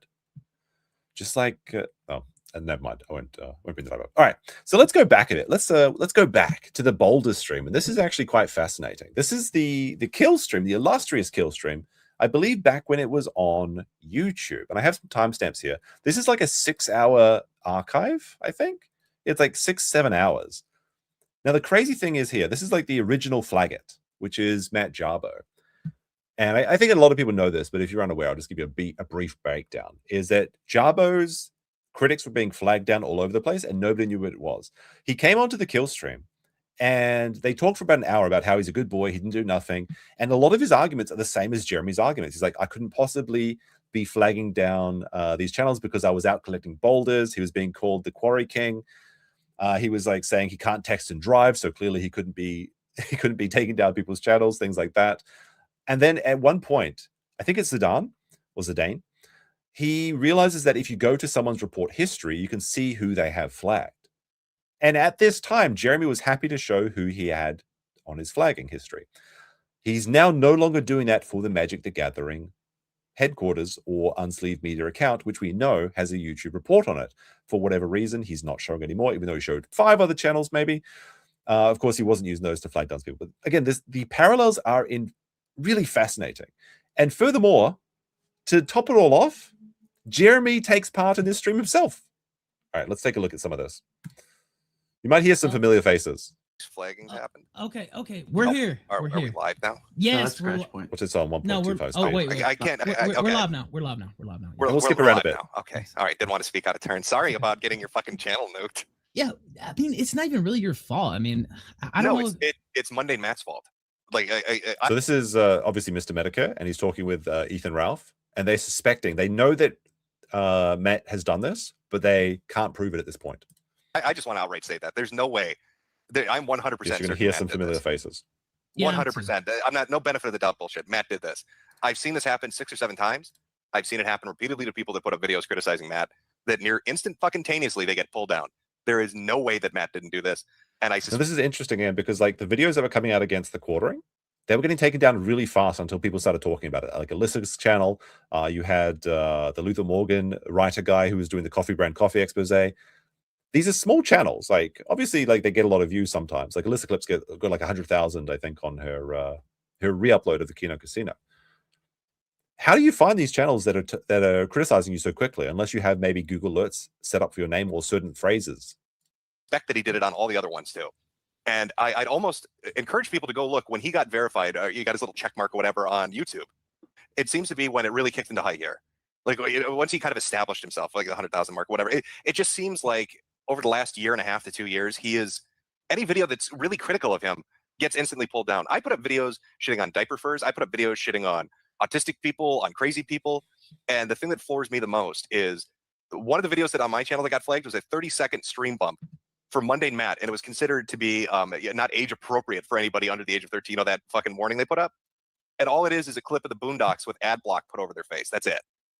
There's no way. The fucking Boondocks clips are up on YouTube by themselves. So I know that they're not in a special category. But if for whatever reason that mysteriously gets... This is kind of the same thing as actually is that Alyssa was like clipping some content from like Josh Moon's channel. Josh Moon's channel wasn't going down. They took that down preemptively to prevent it being flagged, but Alyssa's was getting hit. So if we've got these two pieces of identical content, one is the copy and one is the original, but the copy is being struck. Why is that? And it's not because of a copyright flag. It's because of a cyber harassment, bullying / private information claims. Nailed. Is it? Somebody was bringing up earlier. Dame Pesos or whatever. It's a Dame His Pesos. videos always getting fucked with. His tweets always getting fucked with. I'm 100% certain it was Matt, and it's such fucking bullshit. I'll check the instant messenger pigeon. Okay, we'll see if Jim wants on. No, all the shit that he's talked about, people like what Dick Masterson and Alex Jones talking about, oh, well, you're violating the toss, man, or yeah, the shit you're saying where there's smoke, there's fire, you're racist, and all this kind of crap. Oh, well, what about your funny little clip videos, Matt? Are you a fucking racist? Do you hate black people? Because how do I interpret the video where you're talking about? I don't even want to say it. I don't want to get you flagged again. We'll call them basketball Americans. So Matt, when you're talking about the basketball Americans, is that a joke? Or are you being serious? I don't know. Maybe you're a dangerous individual. I'm seeing clips of you suffocating people on Twitter and YouTube. I don't know what to make of that. You're writing letters to Nicholas Cruz, apparently. I'm scared, Pat. I don't know where there's smoke, there's fire, right? But the insane thing is, this was a video. Okay, we played a video. Of course, the video is a little blue, I guess we could say. But this was a video that was up on Monday Matt's main channel until. So we'll jump forward a bit to. I think the first one is about. I think 26 minutes is around where Matt joins. Again, this is like 6 hours, but I'm just going to look at a few of the ones. Here we go. I think it's about here that Matt gets on. We were going to talk about me personally. I know that. Like okay, I said, why do you respond to that? Why do you respond to that? Because I was fucking out. If you saw the message, you're saying you couldn't just Ralph is confirmed. Shoot off. Dude, I live in the state of Washington. It's illegal to be to touch my phone while I'm driving. Oh, he couldn't possibly be flagging. It's illegal to touch his phone while driving, just like Jeremy. He couldn't possibly have reported the Kino Casino. He was at dinner for his birthday on Friday, even though his birthday was on Sunday. And he just happened to post that mysterious casino-themed card handicraft 5 minutes after the channels went down. A bit sus. But it's illegal to drive and text, so Matt couldn't have done this. I'm not kidding you. I'm not kidding you. I went down and picked up boulders today. He's collecting front yard. boulders. And this is what Jeremy was like. He's like, no, I was out shopping for a shed. I was buying a new cuck or goon shed. Couldn't possibly have been flagging. A dude in the middle of fucking nowhere who's giving away boulders and went down and got them. So I was out of cell service for a while. Then I had to drive home, unload everything, get dinner. But you're just like the thing is, like, I think a lot of people have seen this. Like, I remember where I was when this actually happened. I was driving across New Zealand at the time, and I was having a laugh riot. It was such a good show. It gets so crazy, and there's so many memes that spawn from this that are probably you've heard them before. Like, for the people that haven't seen this, there is probably phrases said in this stream that you've heard, but you've never known the origin of. Stills Sheev says, Jer Bear eats Snickers upside down to feel the veiny parts. It's such a weird thing to say. Have you seen a picture of a Snickers without the vein, though? It doesn't look quite right. Magically here when all this shit breaks out. Like, this dude was like, fucking, dude, you messaged me about what, 5.5 hours ago? I mean, I could look. It was around that time. It was about 5.5 hours ago. I was out at 5.5 hours ago, and then I came home and I was doing my shit. I'm gonna log online, and then I'm like, just gonna let things go, let you guys have your fun because that's fine with me.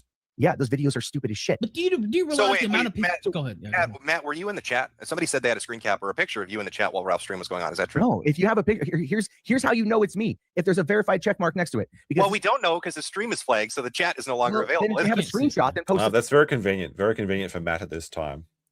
When the stream goes down, you can't check the chat. You can't see if the tick was there. Fucking screenshot. Because this has happened before with some other asshole is pretending. Boulders can be expensive, to be fair. I mean, this is Matt's argument, I guess. Is the crux of his argument is that there was free boulders and he simply couldn't wait on this illustrious deal. To be me. And it went around on some other stream. It was like causing all this shit. Then all of a sudden I get bombarded with messages on Twitter talking all this shit. They send me screenshots and I'm like, where's the fucking check mark? I take a picture of my channel, send it back to them. And they're like, oh, sorry, my bad. As if it's super difficult to make a YouTube account with someone else's fucking name and avatar.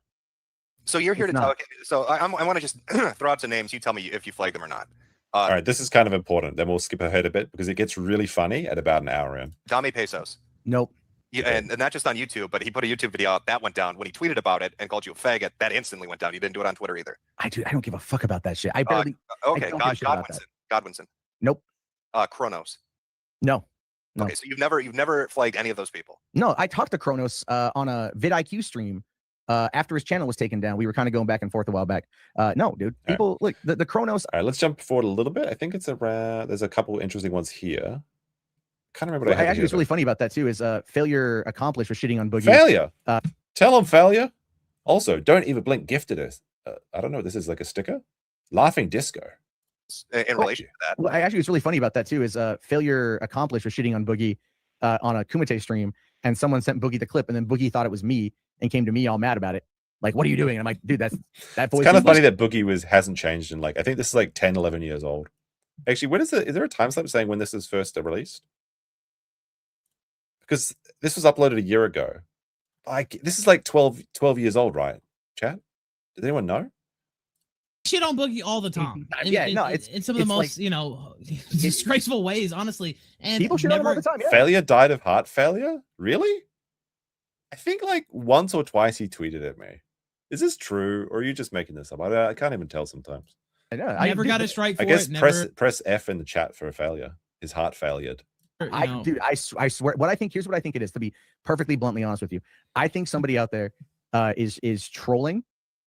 It's not at my request. All right. So this is an interesting argument that Matt is making here, that it's the third-party agitators and he's not responsible. Okay, he couldn't. No, it's just someone stirring the pot. And the thing is that Jeremy did give license for third-party agitators to just start flagging everyone and stir the pot. But this is a very interesting and very similar argument to the one that the quartering is making right now. Because I legitimately would. Matt, this would be this would be the most deep cover trolling that's ever taken place on the internet. This has been going on for a year and a half. I get that, and it's been really bad this year. It's 11 years It's been ago, really ever since the Kumite stuff happened. Ever since the Kumite shit, like I'm an easy fucking target because they fucking made fun of me a lot. So then shit started coming down, right? And so then other people made fun of me. Shit started coming down, and I'm sitting here just like I'm not doing anything. And the thing is, I can't fucking prove it. Obviously, all I can sit there and tell you on my fucking word. Okay. Jeremy says that he can prove it. He said that he proved it beyond a shadow of a doubt. And that if you're going against what he's saying, then you are clearly just a troll and moving the goalposts. That I did nothing in this regard. I did nothing here. So you're willing to, make a statement, write a statement to say, we were just playing your video. There was no hate speech intended. And there's no hate speech intended. You can fucking make it was just stupid. Now Jabo says here that he will get on his high horse and yell to YouTube and say, like, these are good boys. They do not deserve to be flagged. They should come back. Exactly what Jeremy is saying now. He's like, oh, no, I don't believe the Kino Casino should have been flagged down. If they did, that's unfortunate, but it wasn't me. It's almost like it's almost one-to-one. It is really fascinating. It's almost as if Jeremy was taking notes from this stream. Honestly, it'd probably be good for you to write us out a statement at this point because I'm having to. We've had 2 or 3 strikes already this summer. They got overturned. But yeah, I think your testimony would help. You're willing to. I'll tweet at Team YouTube about it and shit, man. Fucking, because I swear to God, like I was all of a sudden. By the way, the audacity of Matt to say this, to tweet at Team YouTube saying to bring back the kill stream and bring back Jim and bring back all of these people when he has all of the flagging done on his account, and it exposed it it's like Matt dicks them around for about an hour and then it all comes crumbling down. It's so funny. The reveal for this is so good. No, and I know you're dead serious. I don't want your channel. It's like internet history. Like I don't want your channel fucked with. So what is the statement going to say? When I was talking about them niggers, I was just, whoa, Jim, could you say that word? I don't know, man. I don't. What was your thought process? By the way. Yeah, you want to know what's going on with that thing? Yeah. What was funny was I reflected on that a little bit this afternoon as I was driving because I was kind of I reflected. Yes. All right. So around an hour and we'll skip now. We'll skip forward now to an hour and. I think it's an hour 24. We'll go back to an hour 23.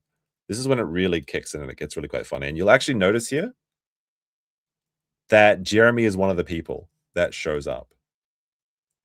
The thing is, everyone hates Flaggets. Everybody.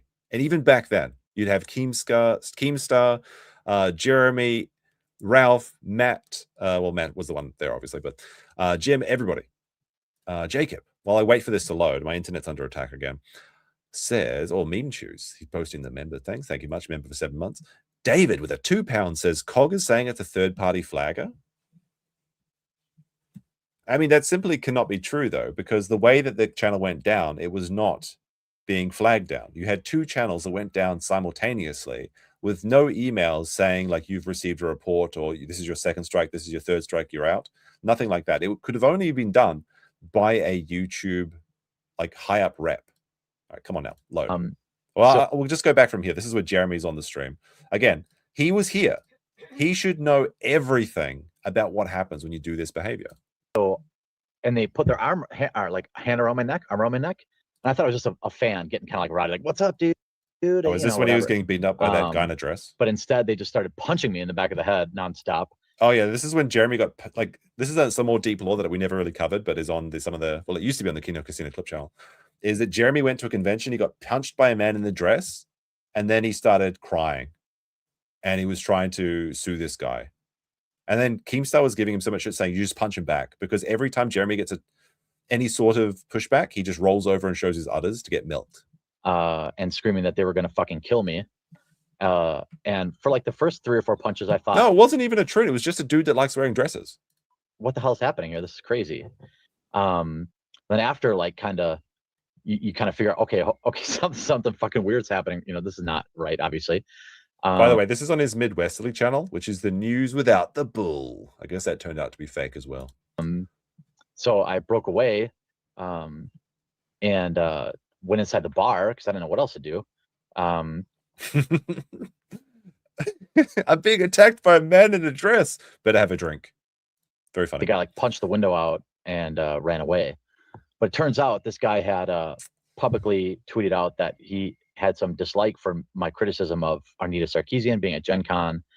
And he had hunted me down because I had been live streaming earlier in the night. So everyone Maybe he knew just where I followed was. his nose. Imagine the smell. So this guy decided to punch me a few times and throw his whole career away.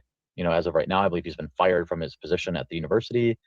He's on the brink of being banned from the convention. So not a smart decision on his part, not to mention the lawsuit that is now underway. So that's kind of the long and the short of it. Never interacted with this person, never even tweeted at this person, never talked to this person, didn't say anything to this person that night. I mean, this could be happening this weekend. Who knows?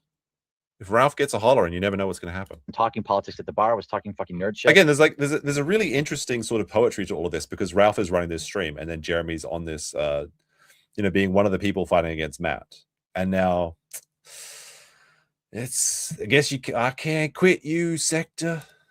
Board games and whatever. So and, was it a man or was it a woman? It was a man. Were they wearing men's clothing? Yes, they were wearing men's clothing. They're wearing a tank top, a sleeveless T-shirt. I guess a tank top sounds kind of women's clothing, but I can see where you're leading here. But this is somebody who is not a small dude, and when you're hanging out and you take several punches in the back of the head, that's a bold card for Jeremy to play. It's a different situation, when someone gets a jump on you. It just is. Oh, I know. I've been in physical confrontations myself. I'm just seeing the rumor here in chat that it was a trap. No. Look him up. Look him up. That dude wears his dress a lot. He does. Yeah, there's a unfortunately. Whatever happened to Zidane? I like that guy. He was good. For me, there's a shitload of pictures of this dude in a dress, which is always in not a great. dress. Yeah, it's not great, but he's not. Yeah, it's not great when the person that beats you up has a lot of pictures of themselves wearing dresses. I can agree with that. Small guy. He's self-aware. Before we delve into that, I had something to say to Mundane Matt. All right, this is the best part. This is the funny. It all comes crashing down because the last hour, Matt has been swearing up and down that he's a good boy. He didn't do nothing, and there's no way for him to prove his innocence. And then Zidane comes in with this like absolute bombshell, and he's completely trapped. It's amazing. One, earlier you asked why would you come on, and the reason is you've been deflecting and spinning everything so far. And two, I've been telling the truth the entire time. So he's been telling the truth. He's a good boy. The second thing is there is a way you can show your reporting history on YouTube. I'll link it in the chat. This part is so funny because Mundane Matt goes nuclear levels of silent. It's just like, wait, there's actually a way we can prove all of this right now. And nobody had ever heard about this. This was like the first time that anyone had ever seen this. Pay Zidane. Yeah, he still needs to get paid, I think, for this. And this is actually kind of part of the reason that it's very difficult to catch flaggots these days, because everybody knows now not to click on this tab that shows you your report history. So if you didn't do it, it should have nothing in it, correct? Oh, the plot thickens. Gator, tell him, Gator. No, hold on. I'm reading the article you sent. Yeah, I know what he's talking about. At least I think I know what he's talking about. There are ways you can show that. He's so fucking silent. The dead air is incredible. Yes, Matt? Yeah, really quiet. He's realizing there's nothing he can do. Because at this point, there's nothing you can do. He has to show it because he's walked into a trap. I'm not sure if Zidane knew about this beforehand. I think maybe someone in the chat alerted him to this, but it's so funny. And even if you like use inspect element or something, if you just hit refresh and it all comes back. I'm quiet. I'm reading. It's literally like 7 sentences, buddy. Oh. Hold on. No, because it linked me to something else. It's a direct link.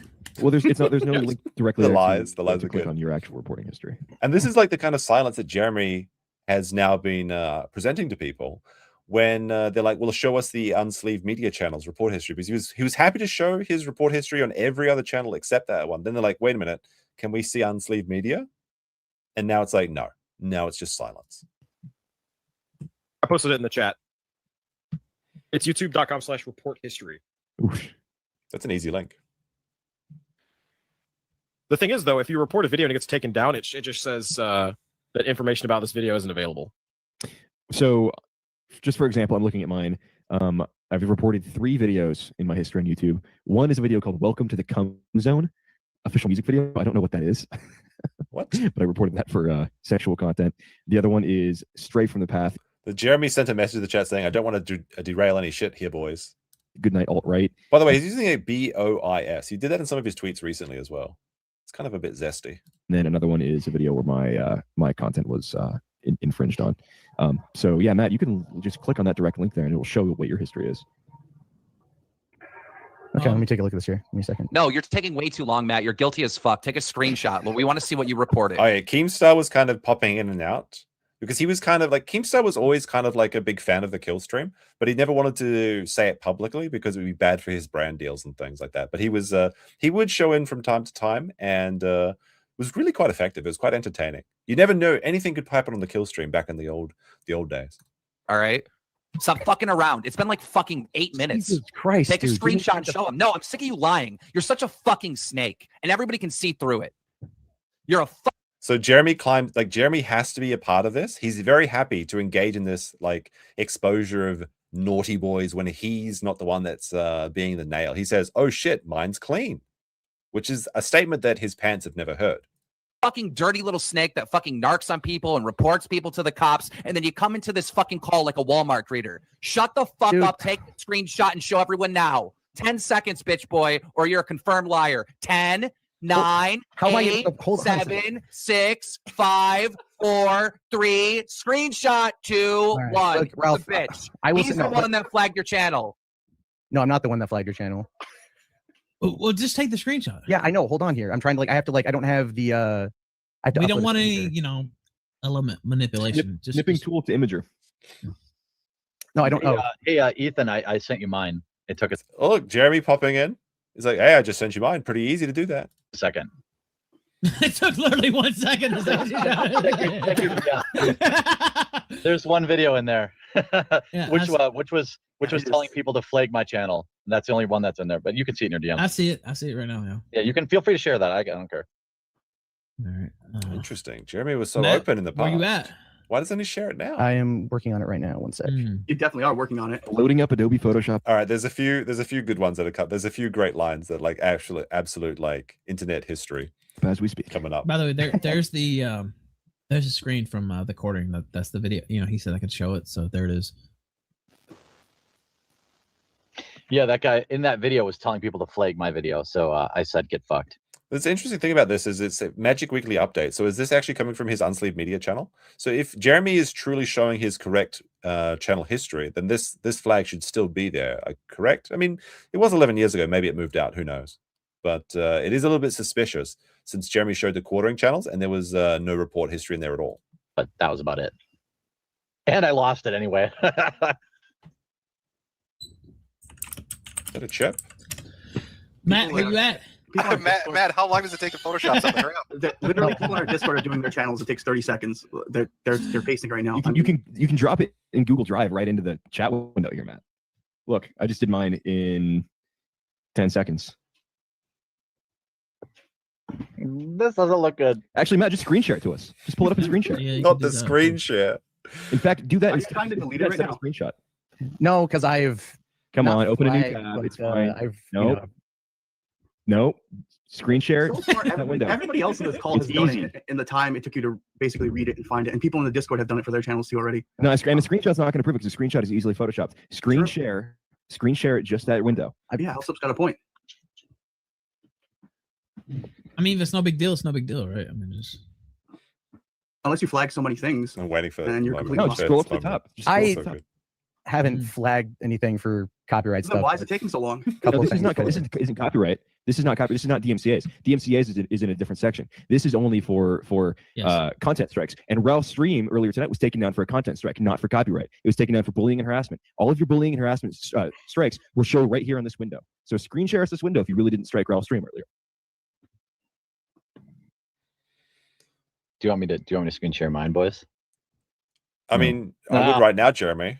Are you gonna have like 400 tabs of weird porn open or something just for It's fun? not no. I mean, yeah, but I'm not gonna screen share that. Come on, Matt. What's up? You headed back to the quarry? Going back to collect more rocks? Let's see it. He's bold. No, because just put it up, man. all right. What are you doing? What's the delay here? This is bad. This is bad.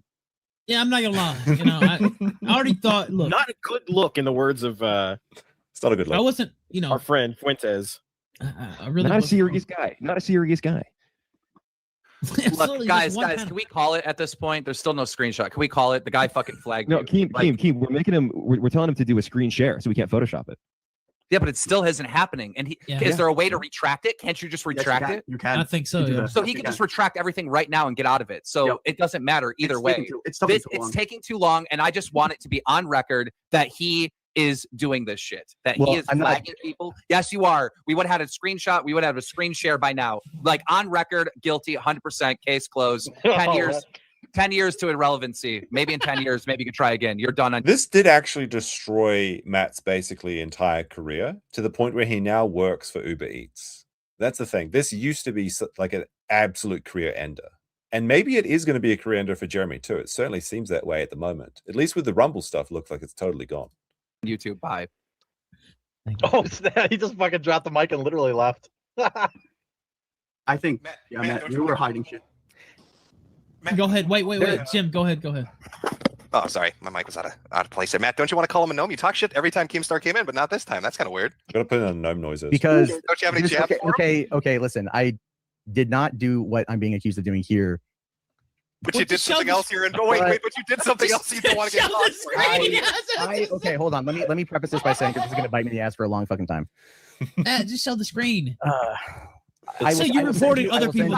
No, we want a screen share. I will send you an image. No, we want a screen share. No, because this is. I'll send you an image because look. No, just okay. No, wait, I want to hear this. All right, okay. Yeah, go ahead. Now go ahead. Okay, let me preface this by saying. Go ahead. That I can get angry.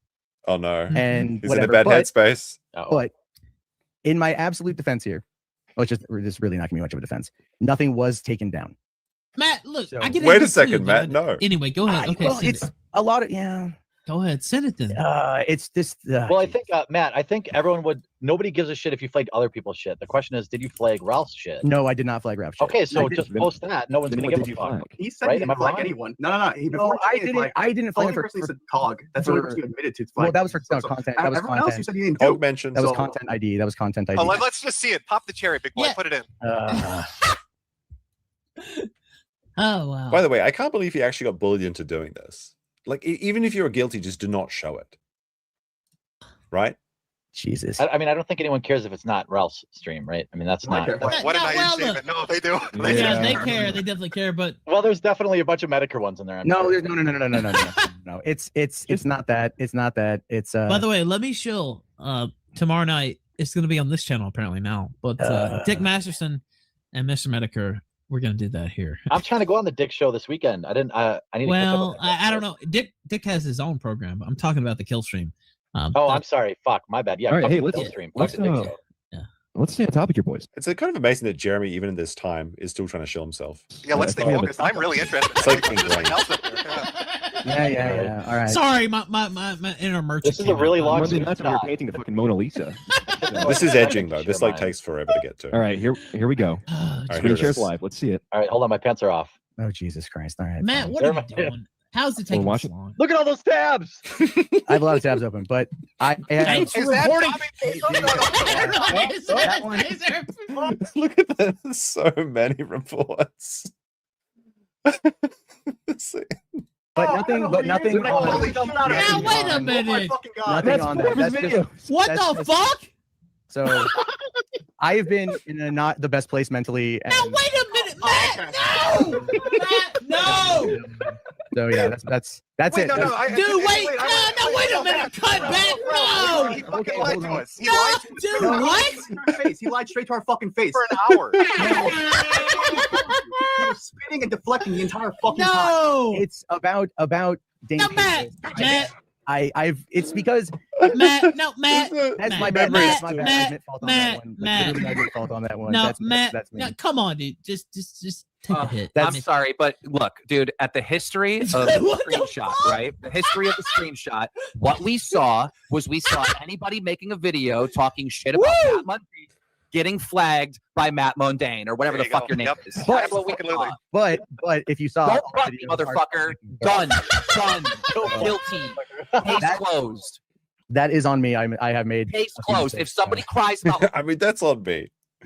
Oh my goodness. This is like when you watch a movie as a kid and you get to show it to a new group of friends, and it still is, the movie still holds up, you know? This was like a legendary moment. I remember when I can remember where I was. I was there in the chat. Matt Mundane or whatever the fuck your name is, you flag them. Case closed. There was more there. You didn't scroll. There was more. It's true. They didn't even scroll. Like, he could have had a lot more. Anyway, I think I've made a lot of mistakes, and I do owe people an apology. You for literally being- lied here. So, well, no, Yes, you did. Don't Yeah, lie. you did. You But did. isn't it fascinating how Matt's behavior is almost one for one exactly what Jeremy's doing? Because there are certain people out there, like if you have a liar and you know they're lying, but they're so bold-faced in their lie that you kind of just like, well, maybe there's like that little bit of doubt. Matt stood there on a live stream for an hour and a half, swearing that he was a good boy, didn't do nothing. And then the second that there was a way to prove that he did it, instantly just like, well, you know, I was in a bad headspace. And is that what Jeremy's going to pull when it comes out? I said about Dame Pesos, that person has gotten under my skin under many cases, and that is really No shame it, whatsoever. and that's on But me. his videos are so fun. They just Dummy Pesos was pretty good. It's just the thing with the. You also flagged a video it's called so Mundane Matt is a hypocritical. crybaby bitch. What a better way to Matt, you make videos criticizing people. That's what you do. You make videos talking shit about people and talking about other people. But if someone talks about you, you try to censor them. No, and how many videos have you made on? Oh yeah, the Soyless Matt show was really good. Like Dame Pace, was that the guy? Was Dame Pace the guy that actually was behind that? Or was the Soyless Matt guy a different guy? But he was like, he would take all of Matt's content and he would rearrange it to make it into a completely original like show. It was actually the essence of transformative content, and it was very good. It was very funny. It was like, it was getting more views than Monday Matt at some point. Oh goodness, he fell off. Really? That was Dame. Yes, there you go. All right. That was a lot of fun. That was a lot of fun. All right. So I guess to round out the show, we got an update from Legal Mindset. Johnny Somali appeal, 1 year of detention hell. I think I was watching this at 2 point speed. Let's see what old Andrew's up to over in Korea. Both the prosecution and Ramzi Khalid Ismail have appealed the decision of his court sentence. Oops, come on, load. It's in Seoul, South Now, Korea. this is very significant because currently Johnny Somali is in detention center. I believe he had to be in a detention center for about a week before he goes to his prison, which is specifically the Korean prison, not the foreigner prison, because he has to do labor. But the detention facilities in Asia are absolute torture chambers in most cases. They certainly are in Japan. It's pretty bad. By extending this appeal, he may be in the detention center for an additional year. And they're not good. That's not a good place to be. Because if you remember, he was sentenced to 6 months and 20 odd days in Korean prison. Now, I believe that one of the defendants, I think it's Bong Bong's lawyer, has appealed for more time. So he may be going away for a year or 3 years. But this appeal right now is almost at minimum guaranteed to add another year to his, just not even before his sentence begins. He'll just be in detention before the even incarceration begins. It's insane. So it's a really dumb move. He should just take his licks and like start getting it over with. That's the fastest way to get out of Korea. If he didn't struggle, this would have all been over. Like if he just bit the pillow and got through it and claimed he was guilty and sorry, then he would have been fine. But now he's going to be there maybe for the rest of his 20s into his 30s. Who knows? Dave with a £2 says Dame Pesos has an excellent the Young Turks meltdown video. Is that the one where Chunk's talking about his horse collection or something? But like unironically, like what is Johnny's? Johnny's like mid-20s now, like 25 or something. If they get an extra year in detention just for the appeal, and then if they get an extra 3 years added on, that's basically he's going to be like 28, 29 when he gets out of Korea. And then he's still going to be a sex offender for the next 5 years, allegedly. We don't know. As I understand it, he has to register as a sex offender the moment he returns to America, or he could face 10 years in prison in America because of a bilateral agreement with the Koreans. But let's see what Andrew has to say. Into Somali's detention hell that is just beginning now. And now Look at this. 17 inmates live together in 26 square meters. He's in the absolute It's worst. like actually Squid Games. like with the little suits and the Korean squiggles on them. I love the Squid Game language. It's great. South Korea. We're getting into Somali's detention hell that is just beginning now, and now he's in the absolute worst position. They make you sit on the floor, chat. There's no chairs. There's no chairs in Korea possible. Of course, it's the legal mindset we teach you to be around judge. I'm Andrew Esquire, American attorney who's been tracking the Somali case from beginning to end. So let's jump right into it. Hanky Poo is suing him. I've heard this. I don't know if this is confirmed, but I have heard this because Johnny Somali has taken somewhere in the range of $10,000 to $50,000 from Hank Yo. And if Hank wants to sue him to get this back, Johnny could not leave Korea until this is paid off, until the resolution of the court case. Johnny has no way to earn income. He has no money left. Is he actually going to be out on the street behind the Korean Wendy's pulling the EVS special to get by? Nobody knows. Redline with a $20 says, my favorite host of the Meme Toe morning show. Should we raid Aaron after this? Give the boy a little bit of a treat? Make it another win for the toe? I don't know. Press 1 in chat if you think we should, just as a nice joke. Or 2 as no. He gets nothing. With my opening statement. So as you guys probably know, but to recap, Ramsey Khalid Ismail, aka Johnny Somali, was found guilty on all charges and sentenced to 6 months in prison with labor, an additional 20 days of detention, 5 years of offender status, and had his phones permanently confiscated. Now, now this is an important detail. So we see here Ramsey Khalid Ismail, Johnny Somali, found guilty on all charges, sentenced to 6 months in prison with labor, additional 20 days of detention, 5-year sex offender status, and phones permanently confiscated. First of all, that's like a death sentence in this modern age, not being able to use a phone. But the sex offender status means that he's not allowed to be around children, women, or mentally infirm people, which means he cannot interact with any of the IP2 crowd, and he cannot collaborate with any other live streamers because they're all mentally ill. He also filed an appeal on the April 20th. There we go.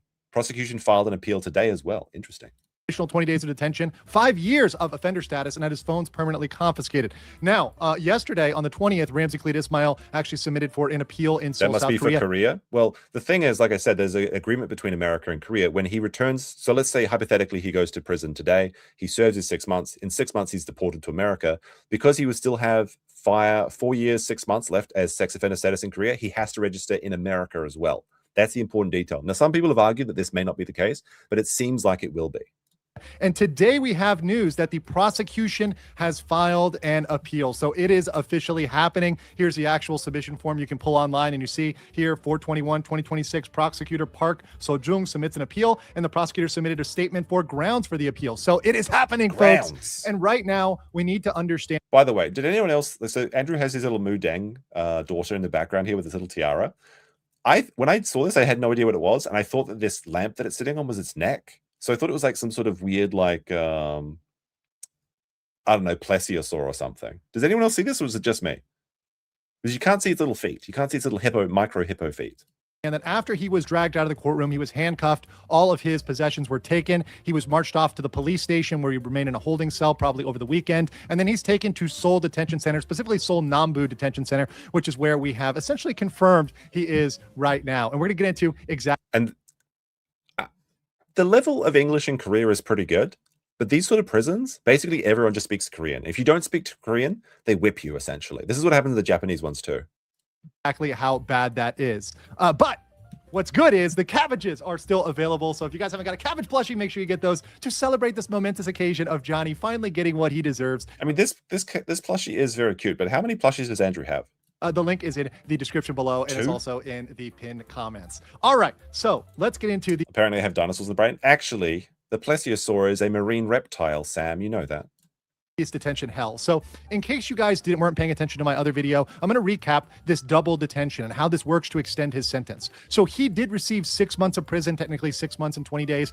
But on top of that, they can slap at least 6 months for the appeal. Actually, that can go even more if he appeals to higher courts. It brings us all the way up to the Supreme Court. He could get up to perhaps another 8 months on top of that. So this can go well over a year. But at a minimum, we're looking at 6 months here. And so even... No, this is not me.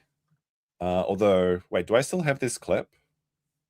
I almost certainly do have it.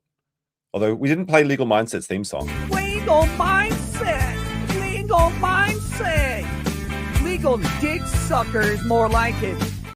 I think this is the one where I get referenced to being Andrew. Must so really retarded. suck to be memecopium.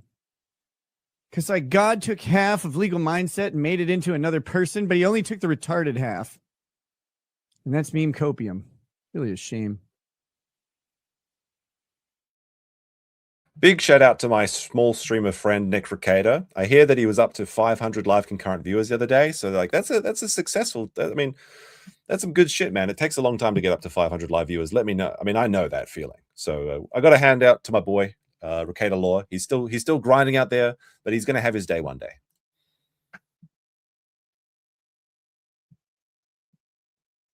Oh wait, did I mute it? It's muted, right? Korea go well over a year, but at a minimum, we're looking at 6 months here. And so even after the time of his sentence, so even after the 6 months is done, they don't let you go and let you back in Korea after that conviction. They have to hold him in the detention center. He's in there with other folks that are appealing, other folks that are perhaps waiting to get sent out of the country or have other issues. So all of those people are held there. They do not get to roam free. They are forced to stay in the detention center. He's the non-free bird. That's very sad. Like the thing is, it's going to get worse. Let me tell you something about Seoul, Korea. Says I love Seoul, Korea, but, and Jeremy would love this fact about Seoul, Korea. You're not allowed to flush your toilet paper in South Korea. The pipes can't handle it, chat. It's the most jarring. But like the first time I went to South Korea, I was like, what the fuck? Why is there just like a whole waste paper basket of shit tickets? And it's rank. Like if you go there in summer, it's fucking rank. Because if you flush the toilet paper, it backs up it clogs the pipes. So they literally just throw it in the waste paper bin. I'm not even joking. This is true. And it gets like 30, 40 degrees Celsius with 100% humidity. It starts to smell. It's bad, bros. Now, I love Korea, but this is my only criticism of South Korea. Well, apart from their like ridiculous birth rate, which is like, I think it's like 0.7%. No, sorry, it's 0.7 is their total fertility rate. It's actually the worst in all of Asia because apparently the men and women just hate each other over there. Even past the time of their sentence. So even if Johnny was to win, that may not work out right. And why this is particularly funny and something that we've held on to for a very long time is because we knew that if he was, and we on the SCT knew that if he appealed this, he would be stuck in the detention center for even longer. So if he'd actually just taken the sentence and ridden it out, he might be able to just get out of there quicker. It's possible if the prosecutor didn't appeal that. But because he actually appealed, he's now stuck. And I know that sounds crazy, right? As it says here. Wait, this is very funny though, that they had this information. They decided to keep it from Johnny so they could keep it going. Suffer more. It's not over till I say it's over. What? But I put in my appeal. I'm going to go to prison for how much longer? That's not fair. Well, in Korea, the process is the punishment. And indeed, he is learning here today. So all throughout that appeal process, he's going to be stuck in the detention center. And we're going to get into why the detention center specifically is worse. This appeals to me.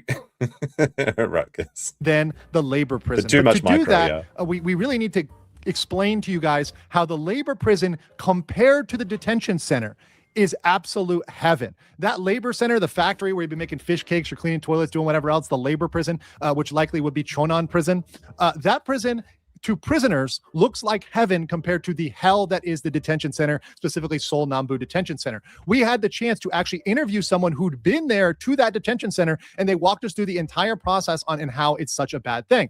And All right, let's see how this suffers.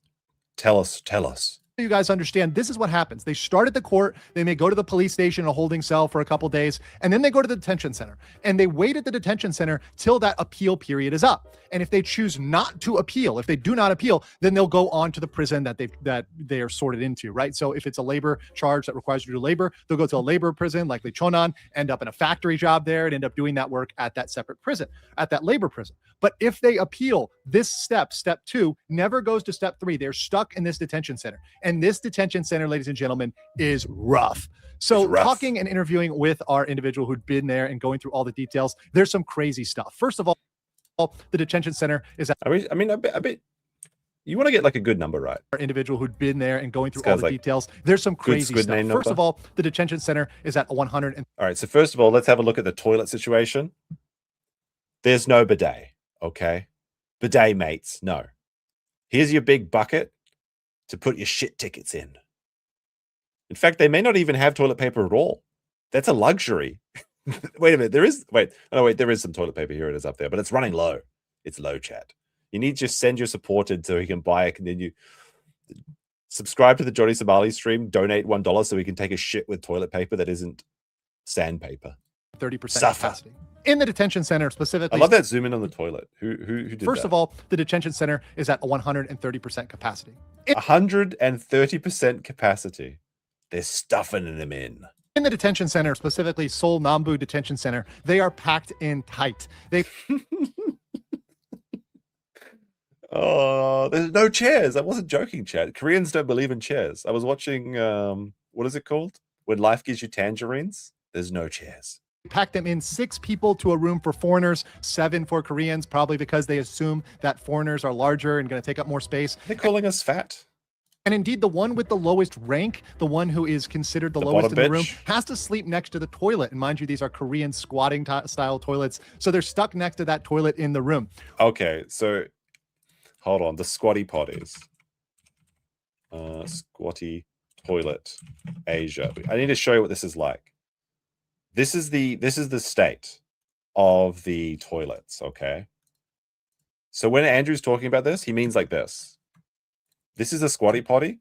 They are still pretty common in like public parks and stuff in Japan. And if you go around Korea as well, like anywhere where it's basically not like a building that's serviced or staffed, you see these quite often actually, like in certain places around Asia and Korea and Japan as well. And like Johnny Somali, he's American. He goes in there, he has a big bowl of kimchi. Maybe he has the extra spicy bibimbap or something. You start, your stomach starts to churn. What if you miss?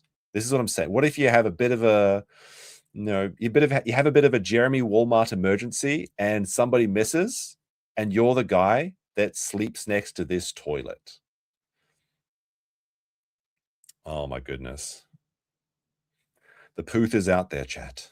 Foreigners are not given the ability to exit the room. They essentially stay in the room all day because there's none of the tasks that they can do because they don't speak Korean at the prison. They can't do things like serve food, etc. It's unironically going to be the trail of smears. That's exactly what Johnny Somali is about to go through. It's too funny. He gets what he fucking deserves. He fucked around and now he's finding out.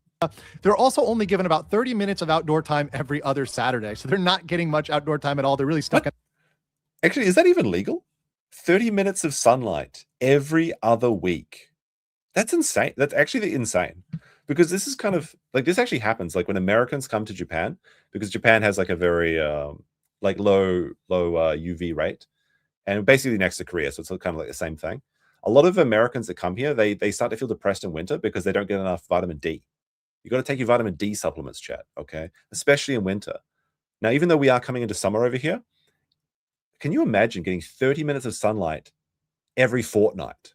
That's insane, actually. You need like a good 15 minutes of direct sunlight every day, like clockwork, to even be getting the minimum of vitamin D. That's actually insane to me. Like, this actually seems like a crime against humanity. Potentially criminal with a 2. Says Jeremy's vacation will be to a Korean jail. Yes, it will. Fortnite mentioned. Come on now. In that room almost the entire time. The other thing is you really can't talk. Yeah. Talking is Sam's from Florida and she suffers every winter in Japan. Suffer, Sam. Although recently I've been feeling pretty good over here, right? The sun is out. We just had the sakura season and now the trees are getting green again, and I love it now because I hate it how it gets like so brown in Japan over winter if there's no snow. You know what I mean? a thing. Socializing is not a thing. You really can't communicate with people. And the only way people communicate is by letters or on the rare occasion that a family member shows up to see them. Hot water is something that people fight over in this prison. In fact, they only get usually one hot This is actually sounds like I would probably just off myself if I was in one of these, because I'm like the kind of guy that when I wake up, if I don't have a hot shower, I can't operate. Okay, I don't wake up until I have a hot shower every morning. It's my special time to have that hot shower. I love my hot showers. Even in the middle of summer when it's boiling, I never miss my hot shower. You have to fight the other Koreans in the jail to get the shower. Oh, say it ain't so. Brian, the science says Johnny's going to be filled with vitamin D. Well, I guess that's the alternative, is he's going to find some secondary supplement of the source. Shower a week. There's also no air conditioning, so he'll be dealing with a very, very hot summer in that prison coming. No, this is actually insane. 100% humidity, 42, I think, was the record last year for summer. It is a sweatbox. He is going to it's going to be stinky, it's going to be sweaty, and it just drains the life out of you. Like Australia is like a hot country, but it's not very humid in most places. And it's just like you stay in the shade, you're fine. Indoors, no air conditioning, it is going to be agony. And that's, I'm not looking like, this is so funny. Like people think like, oh, 6 months is a light sentence. It's not going to be light. It's not going to be light. Up right now. Also, lawyers in the prison try to exploit foreigners, and oftentimes they're there giving bad legal advice. Shasta lawyers, not the Korean Shasta lawyers that are wasting all your money. Like, so I saw this video by a chick called Sunday Love, and she just got detained in Japan because somebody sent her something illicit, and she was totally vindicated and innocent. Although I think what happens is that she tried to get prescription painkillers, whatever. She had to pay over $40,000 in lawyers' fees just to escape from the detention center and be innocent. That's how much it cost her in Japan. So these Koreans are going to be looking for every excuse to exploit whatever money he has left. If he had all that cash from Hank Yo, the $50,000 maybe he owes them, that's going to be gone. It's going to be totally gone. And then when Hank comes to collect, he can't leave again. He's absolutely screwed. It's so funny. The process is definitely the punishment. Of course, Johnny is no stranger to bad legal advice. Let's remind you of what his lawyer said to him during the pendency of the trial. April 1st at 1000 hours. Does he think that this charge will have any jail time? Because people on the internet are saying, I know it's bull. Don't even say that. Just say, this charge, people are saying I'm going to go to jail for this. Is that true? 이거 감금될까요? 예. 많이 규제되면. 구속되냐고? 네. 그럴 가능성은 없어. 미국인이야. There's no chance he'll be free. He's American. Johnny's lawyer was just like an accountant lawyer, wasn't he? It was like a finance lawyer. Wasn't even like a criminal lawyer. So funny. He got railroaded so well in this. What do you say? He's saying that probably not because you are an American. See, this is the opinion he was relying upon. He was relying upon getting out because he's American, and even his lawyer gave him that bad advice that, hey, you're not going to get punished because you're American. Well, clearly that was not the case. The other thing is, of course, as you can probably imagine, prison food is horrible. You are only getting buckets of rice and soup, and this is actually very low quality. It was actually noted that on Korean... Not the slop buckets. He's going to be eating the stuff that Jeremy shills on the Rumble, like the emergency ration slop bucket. I'm not even joking. Jeremy did try and sell this shit. Here's your bucket of rice. Oh my! The thing is, they weigh you down. It's like literally like that episode of The Simpsons where they're feeding them the low protein gruel to like break their spirits. That's what he's eating at. He's eating out of slop buckets. It's not going to be good, Brad. It's not going to be good. It's all carbs too. They don't believe in protein and fats in Asia. They just eat carbs. It's all just white bread and white rice. But I guess there's going to be some dark meat in that jail cell since Johnny's going to be there. In holidays like Chuseok, they give out special white rice that is of higher quality because normally what they're giving them is extremely low quality, and people are fighting over the food and the rationing there as well. There is a commissary, but here's the problem. You can't order from that commissary unless you speak Korean. Unless you're going to be speaking in fluent Korean, they're not allowing you to order from that commissary unless you can buddy up with somebody who can order for you. So Johnny Somali is not getting any perks or anything special in prison. Let's turn to this letter here that actually looks at a letter written from the prisoner that we interviewed, or rather to the prisoner that we interviewed. Nice handwriting, by the way. Very, very cute. From somebody in the labor prison. So this is a letter written between friends. They were at prisoner that we interviewed. All right. So since some of the chat can't read cursive because they're of, well, let's see. Try to come last because actually even I can't read this. I'm exposing myself now as my smoke alarms start chirping in the background. Let me see. Because at the time is passing very well. Every morning, go to the factory at 5 o'clock, come to the room all day, busy in work, talking to many people and have opportunity and phone call and also talk to your friend, something. Bum pain. It literally says bum pain here. It says bum pain, chat. Bum pain. And fortunately with Mr. Park Chung, he is very famous in Chongnong prison. Take good care of yourself and stay warm. Remember me in your prayers. Sincerely. Oh no, not remember me in your prayers. He's illiterate. And to be fair, this is like Korean handwriting. Okay. Leanna Taylor with a 30 Canadian dollars says legal mindset, more like legal dick sucker. Wait a minute. I think that sounds familiar. Legal mindset. Legal mindset. Legal dick suckers, more like it. A classic clip. Even Andrew loves that clip. His bum hurts. His bowels are under attack. from somebody in the labor prison. So this is a Big letter support from written Canada. between friends. They By the way, like some people like messaged me saying that they were trying to send money from Canada, but it wasn't happening. So apparently my super chats are under attack by the woke liberal Canadian banksters. I don't know how that's going to work out. They were actually both, charged with a similar thing. And this letter explains how much better the labor prison is than the detention center. They say, try to come fast because in Chonan, that's the labor prison, the time is passing very well. Every morning we go to the factory and 5 o'clock we come to the room. See, I told you it was bad handwriting. All day we're busy in work, talking to many people and also having the opportunity of a phone call and also can talk to your friends. And fortunately with Mr. Park Chung, he is very famous in Chonan prison. Take good care of yourself and stay warm. Remember me in your prayers. This is the type of thing you're seeing. So you're seeing someone in the... I love that, like, remember me in your prayers. It reminds me of The Simpsons again. Like, don't cry for me. I'm already dead. That's what Johnny's going to be saying by the end of this. Labor prison, looking back and talking to someone in the detention center saying, hey, you got to get here quickly because this is so much better. That takes me to my judgment. So in judgment, Somali is now stuck in Korea for beyond his 6-month sentence. He's officially going to be there even longer, likely a year, possibly more. If we get a verdict that's even longer, that will be great. His detention center life will be a living hell. He's stuck in there kind of head to foot, packed in tight, stuck in the room, not going anywhere, no communication, no internet, all that other stuff. I've been on Twitter, there's the Japanese alliance with American Twitter and Japan Twitter. There are some Japanese netizens, and Japanese netizens are absolutely insane, and they're very nationalistic, but like they're dented. There's one in particular that is obsessed with Andrew because like he used to be providing some information to Andrew, but then they cut him out because he was a lunatic, and now he's just seething at Andrew for like the last 3 years. It's very funny. He's trying to like correct the record and say that's not factually accurate.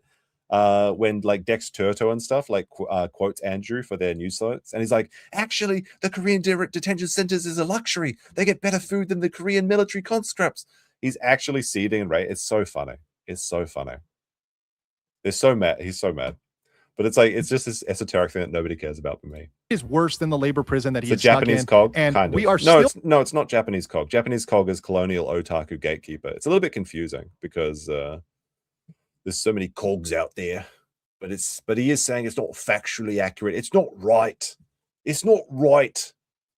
I saw that Cog got a $50 from quartering. Actually, he's like one of the people on the quartering's defense force. How much curry and dresses does $50 buy you in the UK? I wonder.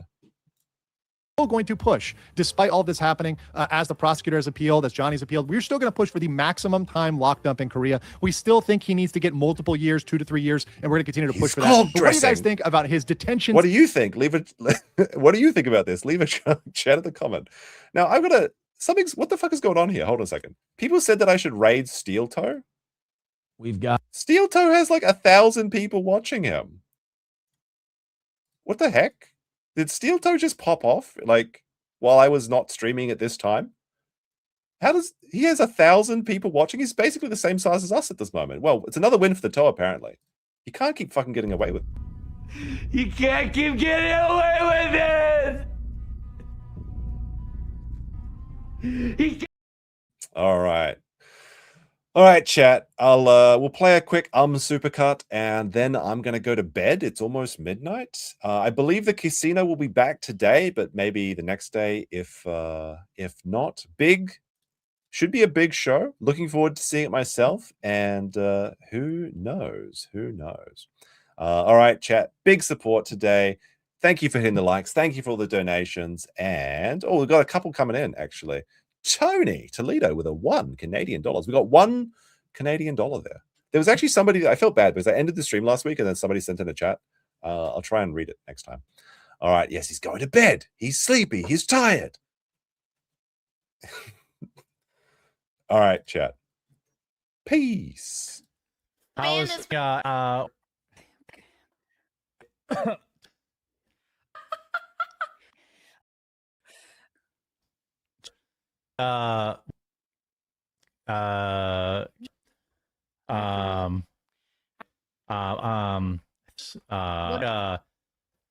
Tiger.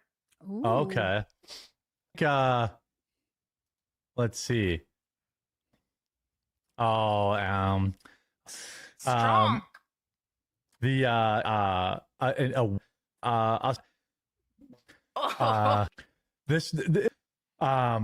Yeah, I like money though. I like money. Oh, I like money.